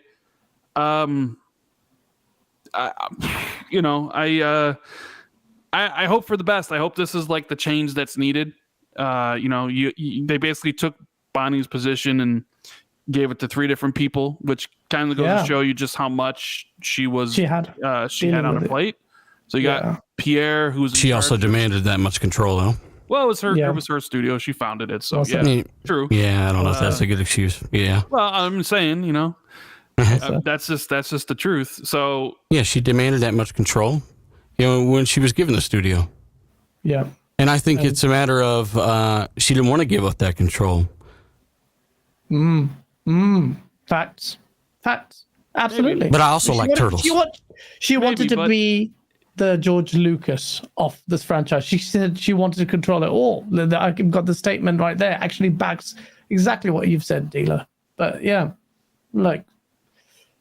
so it's sad for me as a Halo stand. The guy in charge of the studio he fixed the Master Chief Collection. Master Chief Collection. So that's positive. Thumbs up for me. So hopefully you can do the same for Halo. And you got whoever's running the business end and whoever's running the franchise end. But you've seen more and more people leave. The guy who was the director of technology or whatever, supposedly the left. Slipspace engine. He's left. Yeah, so he's gone. So yeah, it's gonna be a changeover period for 343, and Bonnie leaving now is not gonna make Halo better now. Because I said it's just gonna get worse before it gets better, because the problem with Halo is they sacrificed everything to get the game at launch at the expense of their post-launch content, and that's it. Like, and then everything kind of went wrong, and they had to fix things, and they never really truly got situated. And now you have this big shakeup. You know, head of this whole studio's gone, director of technology's gone, all these people. You have the whole contractor situation. So it's like, that's the problem. The big one is the contractor situation. I think it's going to get worse before it gets better. Yeah. And then, you know, maybe it's just one of those things where if you deleted Halo Infinite today, like deleted it off your console, and then 2024 rolled around right now, like September, 16th, 2024, you reinstalled it, maybe a brand new, different game with tons of content is waiting for you. And the decisions that these people are making now will start to bear some fruit down the road. But, a lot of people have argued that Halo's been mismanaged for a long time. And Bonnie Ross as the head of the studio, it's like she has to bear some of that responsibility. I mean, as far as her leaving because of the family thing, like, I hope everything gets situated to hopefully everyone's fine and safe and nothing's crazy is going on. Because it'd be a bit horrible for us to pile on when it was a serious family issue. I also think the reason nothing's like people will argue like, hey, Halo's been mismanaged for a while, but I think Halo 4 and Halo 5 were extremely successful games, extremely successful. And I think maybe you could see the reason all this people are leaving is because Halo Infinite is not a successful game. It's not reaching their revenue projections of what they thought. I mean, clearly it's not retaining players on PC. I don't care what anybody says, like on Xbox Live at number 17 or 18. I don't think that's good for a Halo game. So it's one thing. It's like where fans are saying, hey, Halo 4 and Halo 5 aren't exactly what you want. But Microsoft's over there being like, it's okay because it's making money hand over fist for us. So that's fine. But then as soon as like you do this with the next one and now it's not fine and now revenue's dropped and you have all these problems, sometimes, now it's time for a change. And will the change be for the better? So that's what you think is happening right there? Is that what you think? Or you just, I mean, I don't see that at all. Microsoft, people are leaving because people were leaving after Halo 5, like disgruntled employees. People leave all the time. Yeah, they do. But a lot of people are leaving at a very specific time. Yes, because they're turning over the studio. They're getting rid of everybody because I don't think Halo Infinite is a successful game. Because it's a clusterfuck. Well, yeah, that may be true. Like they can't even keep the melee synced up with. I mean, shit. They had to pull them away. By the way, it still hasn't been fixed because they have to pull the devs out. They removed split screen, but and a modder is basically got to run the next day. Like, I mean, this is like weird shit. I want a documentary on this whole studio. That's a great point there. Do you, and people always say that, do you think we are entitled to a behind the scenes of, or at least some acknowledgement of what's Halo, actually the going fucking on? Yes, we're entitled to it. No, we're not really entitled to anything, but it would be super interesting, man. It would be interesting, but we aren't entitled to anything. Facts. Well, I want to be entitled. But how much of this do you reckon? I have a feeling the Slipspace engine is a piece of shit to work on. They need to hire that motherfucker that showed off the Halo stuff. They contracted that stuff out too. Like his Halo is the best looking one. The 2018 demo. Yeah, like the little reveal. All that stuff. Like what happened? Where's the ray tracing? Years later, right? They said it wasn't going to be launched. It got delayed, and it still ain't there at the delay, right? I mean, there's so much stuff that is just off the wall, crazy, and then you get to the matter of content. But again, we've covered this. Before everyone that plays the games knows, I am waiting for things like co-op to come back, to get back into Halo, to then get just really dip back into the multiplayer, and I just can't. I have no idea when the fuck any of that stuff's coming. And all I can keep thinking is when I was making my review before the game came out, and I was saying in the review, there is no roadmap. You guys think it's going to be updated infinitely? No, it's not. There's no ending to the story. Guys were damage controlling the co-op not being there then. They were damage controlling everything, and now look where we're at. And this is why it's important to kind of be honest early on. Absolutely. The 2018, every time I see this demo that Asa's playing on stream, I watched this so many times when it came out, so excited. So look at that. Look at the fauna. Look at everything. Man, I watched it like I feel mugged off. I know it's obvious, but what it could have been and what it is now, and no one says like we don't want. They say we're remarkably transparent when they haven't been, because something fundamentally went wrong there. So I don't know. It's sad. I still think we need to probe 343 for answers. If they do these vidocs and you guys stay in, and all these three chaps sitting there talking about the jacket with the emblem you can buy and the microtransactions at the end, and it's just, I don't know if you have that much pride that you would at least, or be honest. If it was me running it, like Bonnie Ross, I would have a different attitude. I would say, look, this is what happened. We fucked up. We had a lot of contractors, but promise you this. For all you fans who are vexed at what we are doing, we will we'll show you in less than a year, this is what we're going to do, and we're going to do it aggressively. Ground up, we are changing everything. That kind of discourse would go a long way, because right now, they're constantly on the defensive. Halo community, not just us now, me, you, dealer, like when we were day one at launch. Now everyone is vexed, and now everyone's taking everything with 343 says with a pinch of salt. So hopefully, this is a positive change. Like, I agree with you both. It's a clusterfuck. It will take quite some time before Halo's righted, but I still want pressure on 343, on State and Co. to deliver on also the single player roadmap for Halo Infinite, because I think that desperately needs to be addressed. You can't leave it like that. Asa, sorry, I know you went off for a while and we ranted on, and you didn't really get to talk about the Jim Ryan CMA thing, but I doubt you really want to say much. Do you want to say anything on Bonnie Ross? I think we all have to acknowledge the risk that if Microsoft own Activision Blizzard King, they could give Call of Duty development exclusively to 343i, and the world would burn. Oh. So the deal, it's not likely, but it's too big a risk. And that's all I have to say on both topics. Oh, fair enough. I know we've talked about both topics ad nauseum, and I like you, Dealer. I'm kind of sick of the CMA, the ABK thing, but it's starting to heat up, and it's going to get hotter. Dealer may not like it, but I love the drama. I'm like a little I love the drama. I'm like a little rat. Yeah. I like the drama. Yeah, sorry. I mean, look, I love the drama as well, and I just want some of the posturing. I like it. It's interesting, but we haven't even got the FTC properly getting there sunk into it. Or the EU. We've got the UK reg. Or the EU. Or the EU generally, absolutely, as well. So things are going to be heating up there. I would like an Xbox response that's robust, that's transparent, so we can all see what they've said. And maybe some, because I know at the end of the day, everyone's like, companies, kumbaya. I never believed this nonsense, by the way. Everyone's like, be nice to everyone. Their jobs on the line there. Sony does well. Hey, Xbox. You just took Colt Eastwood's tagline there. Be nice is dead. You just Colt took that Eastwood, from him. Be nice is dead. Yeah, I think Colt's just calling people fuckface on Twitter now. He's a different man. Different boy. Is he changed? Like, he's corrupted now. Finally. He's corrupted. It's good. I like it. Welcome to the dark.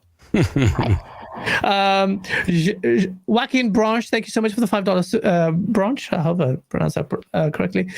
Thank you so much for the $5 super chat. Phil stated that he wanted to grow Xbox even more, but is there a ceiling? When is too many studios? Never too many. There's never too many, because games get delayed all the time, so you need as much. Matt Booty disagrees. There's never too many. Matt Booty looks like he just crawled out of a bunker somewhere. Like I don't know, man. He's been through it, but hopefully he can be honest with Microsoft and let them know, if he needs any help, or sleeping pills or anything. You know, because he looks like he needs to go to sleep for a little while. He looks tired as fuck. That's all I'm saying.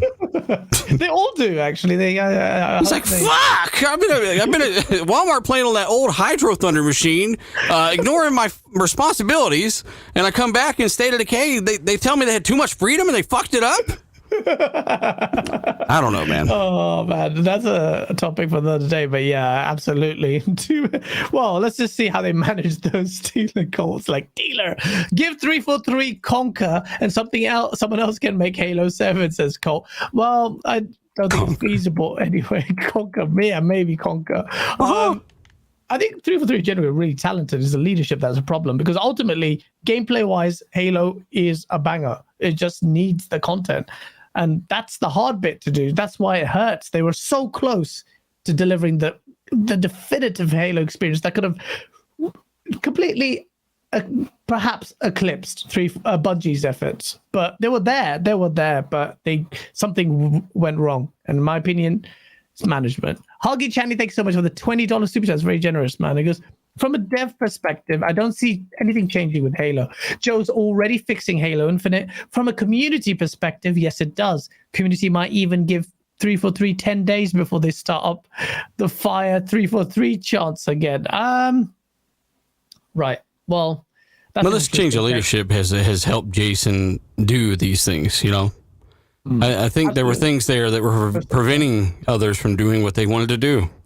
Yeah. Who knows what that might be, but that's just, like I said, that's just what I think. But yeah, hopefully they get it together, and we all want Halo to be as best as possible. You only get one Master Chief, right, Gaz? Absolutely. And sometimes he fucks things in the show and takes his helmet off and refuses to put this fucking thing back on, but you know what? He's Master Chief. He is. I haven't watched the live service games, because live action videos, because I don't know what they've done with that. But I will say, now that Halo isn't, and I think it's quite clear. I think we can all agree, Halo Infinite failing like it has, at least in the immediacy of everything, means Xbox fans, because Phil Spencer said, if we fail with Halo, we fail with Xbox. That's an old quote. Now things have developed. Who do we look to? 343 are not the studio. Halo's not the game. So there's another game, IP or studio, that represents Xbox, because when you talk about Sony, we talk about Naughty Dog. As sad as it is, guys, I feel like it's Bethesda games now. Is it Bethesda games? That's what I feel like they represent. I feel like for some reason it pops up. I know they've got their own IP and characters and stuff, but Bethesda, Skyrim, Fallout, all these things, this is Xbox now. And I think they pushed it that way by saying that you can't have them unless you have Game Pass on your platform. Yeah, that's the first thing that comes to my mind. Bethesda? Bethesda titles, Bethesda IP. Yeah, that's the new front-facing things or figures for Xbox. I still think of Halo and Forza, but then yeah, I mean, I guess Bethesda, like, you know, I mean, I don't know. We really haven't even had a Bethesda game on Xbox. PlayStation did. So it's like PlayStation, yeah. So, well, Deathloop in a few days, right? Deathloop, yeah. I mean, finally. I don't know if I don't know how much people are capping for it. I played Deathloop a bit, but didn't complete it on PC. I don't know how many people like that, but it's coming to Game Pass. Do check it out, and it did win a reviewed ton of really well, actually. Yeah, reviewed very well, and a lot of Game of the Year awards, nominations. But if it's Bethesda, do you agree? I would say turn 10, but the problem is races turn 10 and Playground Games, but races don't have that kind of pedigree. Like, they can't be the heavy hitters. If it's Sony, it's Naughty Dog or Studio Santa Monica. I will say this though, quick question on this point. Rand, you pushed this tweet right after the God of War Ragnarok trailer.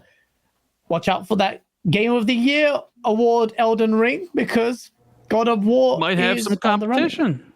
Yeah, you know, like it seemed like Elden Ring had it all wrapped up, and Elden Ring is my favorite game of the year. But you know, watching that God of War trailer, it's like, God damn, God of War 2018 was so good, and you're watching them like, this one might be better. Recency bias. Well, there is also recency bias. That's the thing I was going to ask you. That's a good way to term that. Actually, I'm going to put a poll in chat. Although I think I know where this is going to You're like, yeah, 1 for fuck God of War, or 2 for no. So you think it's going to get a 97 plus or whatever, Elden Ring's a 96, 97?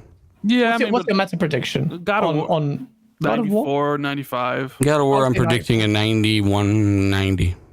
91, 90. Ooh, interesting. I think it will get a 93, 94. I think you're slut. I am. I'm a cheap slut. Asa, what do you think about this Game of the Year conversation? Elden Ring was a surefire running, but a lot of people seem to have switched their minds, perhaps based on the strength of God of War. Yes, it's tough to say. We haven't played God of War. I know, but just guessing. Not tough to say. It's not tough to say. If any journalists vote for God of War, then they shouldn't be allowed to vote. They've just completely forgotten how they felt about Elden Ring when it came out. Elden Ring was universally massively acclaimed and praised. So like Dila said, it's recency bias if anyone votes the other way. And I'm not saying this because I don't think God of War will be brilliant. God of War will probably be brilliant, but if God of War wins the Game Awards, then nobody should ever watch the Game Awards again. As far as I'm concerned. Shit. Damn, Asa, why you gotta be toxic for? Toxic. But it's just not right. Like, what do you mean? Somebody can't like God of War more than they like Elden Ring? Any individual. That's a bit biased there. Why are you so biased against it? Any individual can have their own preference and say they prefer God of War. But Elden Ring didn't have any detractors when it came out in media, anywhere. Everybody loved it. It got whatever Metacritic score it's got. It had massive impact. Look up the worst review for Elden Ring. What?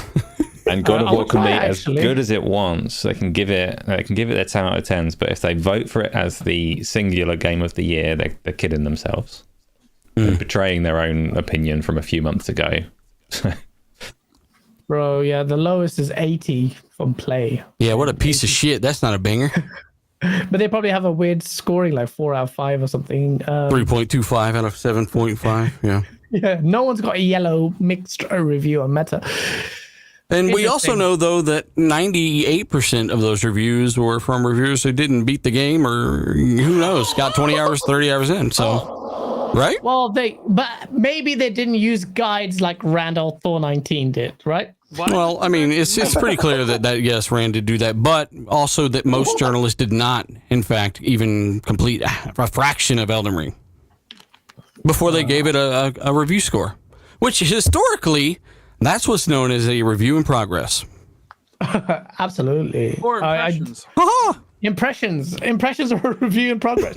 Absolutely. I mentioned it before. When we were a review site, Safe did a review, and that does tag better. I was pissed. I was like, you can't do that. You cannot give we published the review. It was not really caring. Now imagine if it were Horizon Forbidden West that people hadn't completed but gave a 9, right? I don't know what the crow sound means, but yeah, no, I can't agree with that. I'm sorry, the journalists who do that. You may have a solid idea of what the game's going to be like, but it's not a complete review because you haven't completed the game. Things can fundamentally change at the end of it. You're reviewing a product, and if you haven't been through most or even a substantial chunk of the product, you can't review the product. You don't know what's in the product. At the very least, that doesn't mean you play all the side missions, everything, but the core branch of the game, you don't complete it. Then how? Don't know. Slippery slope, gasm is. It is. It's very slippery. See, Whoopi, you thank you for the $2 super chat. Can't believe Doomslayer slayed Halo. No, Halo slayed Halo, but Doomslayer. Look, bro. Guys, we are kind of spoiled there. id Software is one of my most beloved developers out there. They delivered one of my favorite games of all time, which is Quake 3 Arena. They're working on something as well. Xbox has a lot of bangers. I do agree with it. Bethesda maybe Studio is probably the one out there that's going to be the one that delivers it. Starfield, all eyes are on it because Starfield is representing Xbox right now. The best chance for it to deliver a high meta, apart from Forza. But just races, for whatever reason, don't have that kind of pedigree. But it's a different kettle of fish anyway, because Forza's always done well. It's always reviewed more or less. The last few Forza games have been amazing. 10 are wizards. But we need a non-racer game that shows what the Xbox game studios can do. And Starfield is the best one. But the question remains to be seen. Well, gents, it's been an incredible show. Thank you so much, everyone in chat. Smash that like button if you liked the chat. Thank you, everyone, for the super chats. And we have to thank these two esteemed guests who just carried the show as always, because that makes my life easy that way. But it's been interesting chat, real chat, independent, no bullshit that you get everywhere else. You most likely know. You do to be verified any day now, boy. Sauce. Yeah, I'm. If you do it the proper way, we are at least 80. Matt fail 88,000 subs away from being verified, but we will all. You won't get there. I don't care about that as long as people watch the shiz. Before we go, Rand Elthor19, you enjoyed the show, right? Yeah. That's so weird. Don't we all enjoy the sauce? Exactly. That's the you like it, right? I mean, I personally, my favorite part of the show was when Asa talked for 30 minutes. Hey, I put the GoldenEye theme tune on. That's my contribution. Shut up, you.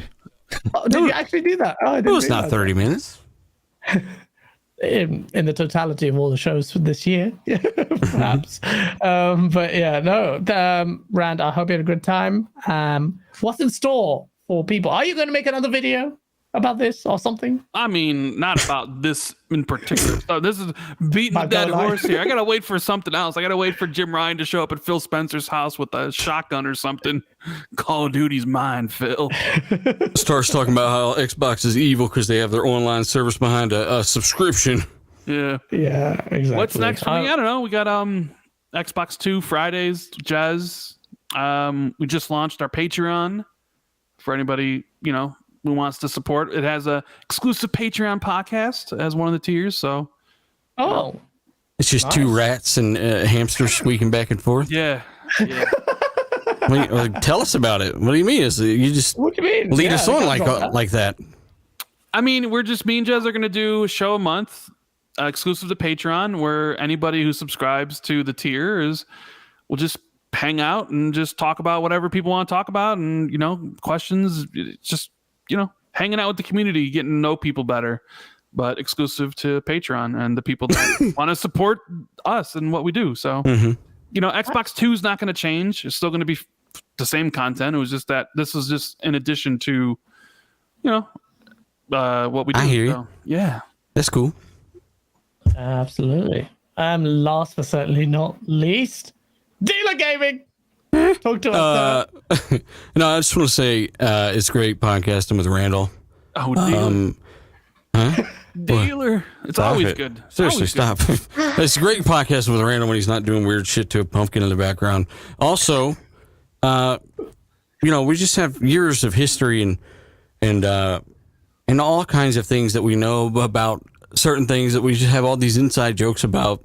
And Gaz knows about some of these things too, but it's just fun. Yeah, it's really, really fun. And I don't get to do it enough, but I just want to say thanks to Rand for joining Gaz on the show, and I hope you like Gaz's show as well.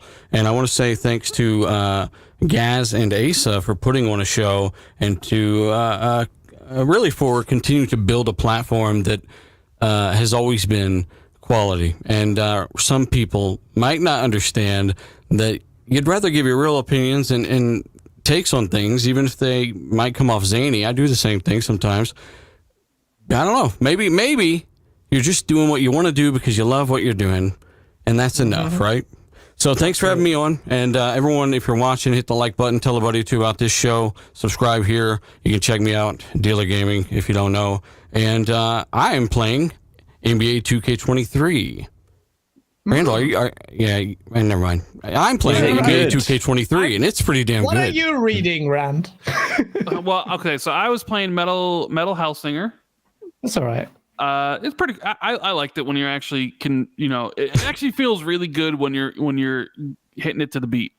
When you're it's difficult because the calibration's hard, but it really does feel good when you're just constantly on the beat, destroying the enemies. And then, do you listen to the beat and then fire, or are you looking at the visual cues? Because I end up looking at that. I'm trying to just kind of do it to the beat and that I hear, because I find it when I'm watching like the visual representation, I'm too focused on the visuals and I'm not paying attention to the enemies, right? Yeah. So it's like the calibration is really important. So I'm enjoying that. I think I'm gonna play through it, and I've been playing some Grounded as well for the first time. As with Colt. Yeah, the full release. Yeah, full release is coming soon, so I figured I'd give it a try. You know, see what it's all about. You like it? I mean, we just started in the beginning. I mean, it's interesting. It's not my type of game. I do not like survival games, but I did like make it like the easiest difficulty, so you don't have to drink or eat as much. Because I hate like the idea of playing a game like I need to eat food, I need to drink. I just want to. You're wondering how Rand got that 1 million achievement points. Easy modes. Excuse me. Indie games weren't around back then. Indie games only had 200 gamer score back then, Asa. I said now. Easy modes, Rand. Easy modes. Oh no, I normally play everything on normal, but Hey, so you got him on this one. He's still going on about it. no, I'm gonna explain it because people don't know about. Stop it, it, Randall. Stop. No. Stop it. No. You have Barbie horse riding on your fucking gamer card. Stop. What? Dealer, don't you even start because you've played some of these. I played Butterfly. I played Mushroom Savior. What about it? Huh? Yeah, I didn't. Now I played about 6 of those games, 7 of those games ever. Yeah, and they all have 5,000 gamer scores. That's 30,000. No, they do not. No, they do not. Most of them do. Now don't make me catch you doing a million lies again. I don't want to do that. I'm just saying I congratulated you because that's a legitimate 1 million gamer score. Thank you. And yes, you're right. It has gotten a lot easier. That's why I audit motherfuckers when they say they got a lot of gamer. No, I'm just kidding. I just you go through and you see if it's bullshit or not. But it doesn't really matter. I just want to get to that 200K, and I played about 5 of those little bitch games to get me there. And again, you can go look through my shit. My shit's open. II space dealer space II, and you can go look through Rand's stuff. His stuff's open. Rand Althor 17, 19. No, 14. Yeah, because who would block their cards? Yeah, it's weird if people block their gamer cards. You can't tell if they're actually playing anything, and they're just on podcasts, not playing. Some people have, yes. Privacy. Yeah, they put it on private. Yeah, that's a bit weird. They're like, nobody can see how much Hulu I'm playing. I don't give a shit. I only have 50K on that. Yeah. I play multiplayer games. I don't give a shit about that. So, gents, thank you for that civil war on gamer scores. It was fun. No, both gents, thank you as always. I hope you know, I'm not going to suck your dicks out again. Oh, Jesus Christ! But you guys made us, showed us the way, and you've been massive supporters and good friends, honestly. So thank you both for everything. Last but certainly not least, Asa, before I come out to you, there are 2 super chats. Sir Monte Carlo with the Australian 5, mate. This is Forza Horizon 5 was game of the year in 2021 easily, but Jeff Keighley said it was too late. Jeff will give God of War a win regardless because he's a pony. I don't think he decides who wins. Carlos. Well, the cutoff, though, the cutoff was for, what was the cutoff for? Is Jedi Fallen Survivor? Or Jedi was one of them, right? In that was one that didn't get added because of the cutoff, I think. Wasn't it another, what game was it? Halo or something else ran that got cut off? Because it released too late? Super Smash Brothers Ultimate, I think, because it released in December. I think the cutoff's like the 15th or 16th. It has to be out for public consumption by then. So anything afterwards would be for the next year, but then nobody cares. Nobody cares. Remembers. Yeah. All right. Yeah. And fun speculation. Shut up, babe. He says 300 more of these and you can get verified. What? Ooh-wee. Messy. Somebody in chat said, what have I been playing? I've been playing You've been playing Midnight Fight Express. Oh, Midnight Fight, I completed that. That's a good game. I've also been playing Metal Hellsing. I think it's okay. COD.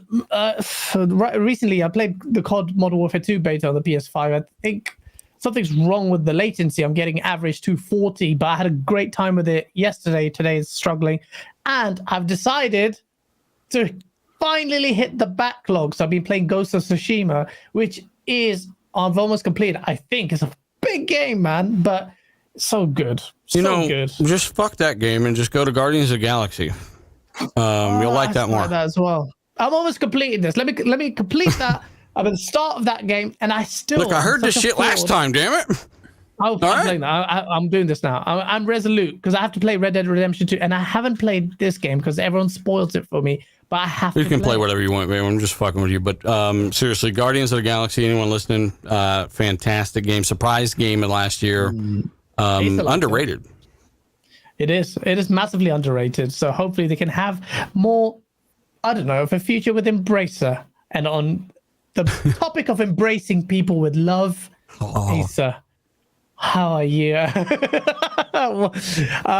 What's in store? What have you been playing? I hope you are fine. Hope you're doing well. Yeah, all of those things. The answer is yes. I've been playing everything, doing well. I like Metal Hellsinger. You have to play to the music. The visual cue is just your confirmation that you're getting it right. And then once you've got it, you have to headbang a little bit. Yeah, it's like death metal. You have to get into it. But I like that game a lot. I've been playing, I don't know, lots of things. I've been testing HDR live streams on YouTube today. So that's a thing that happens. If you want to hear me talk more, on Thursday I did, I think, 2.5 hours talking about everything except Activision, Blizzard, and Halo. So if those topics are boring, you can have loads of other conversations over there. And I'll be playing more. I'm going to play Half-Life 2 in VR on my treadmill tomorrow at some point. So I'll be running around like a nutcase, doing the things that I do. Deal around the only two people that don't need cameras, because you just carry a show with the way that you talk. So thanks for coming on. Thanks for talking all these things with us. It has been good, even though I have been quite quiet. As always. Sign my boobs. I will. No, Asa, you're awesome. Thanks. Thank you, Asa, for just killing as always, making this a reality. Everyone in chat, smash the like button if you enjoyed the content. We have more content coming to you. The source video is in the works. I just wanted to make it really good. Some of us actually edit videos, you know. So yeah, please bear with me. 2 layers, bitch. That's why you gotta do that. But yeah, thank you so much. Thank you again to both gents. Please like, share, and subscribe, and we'll see you next week. Peace. Oh.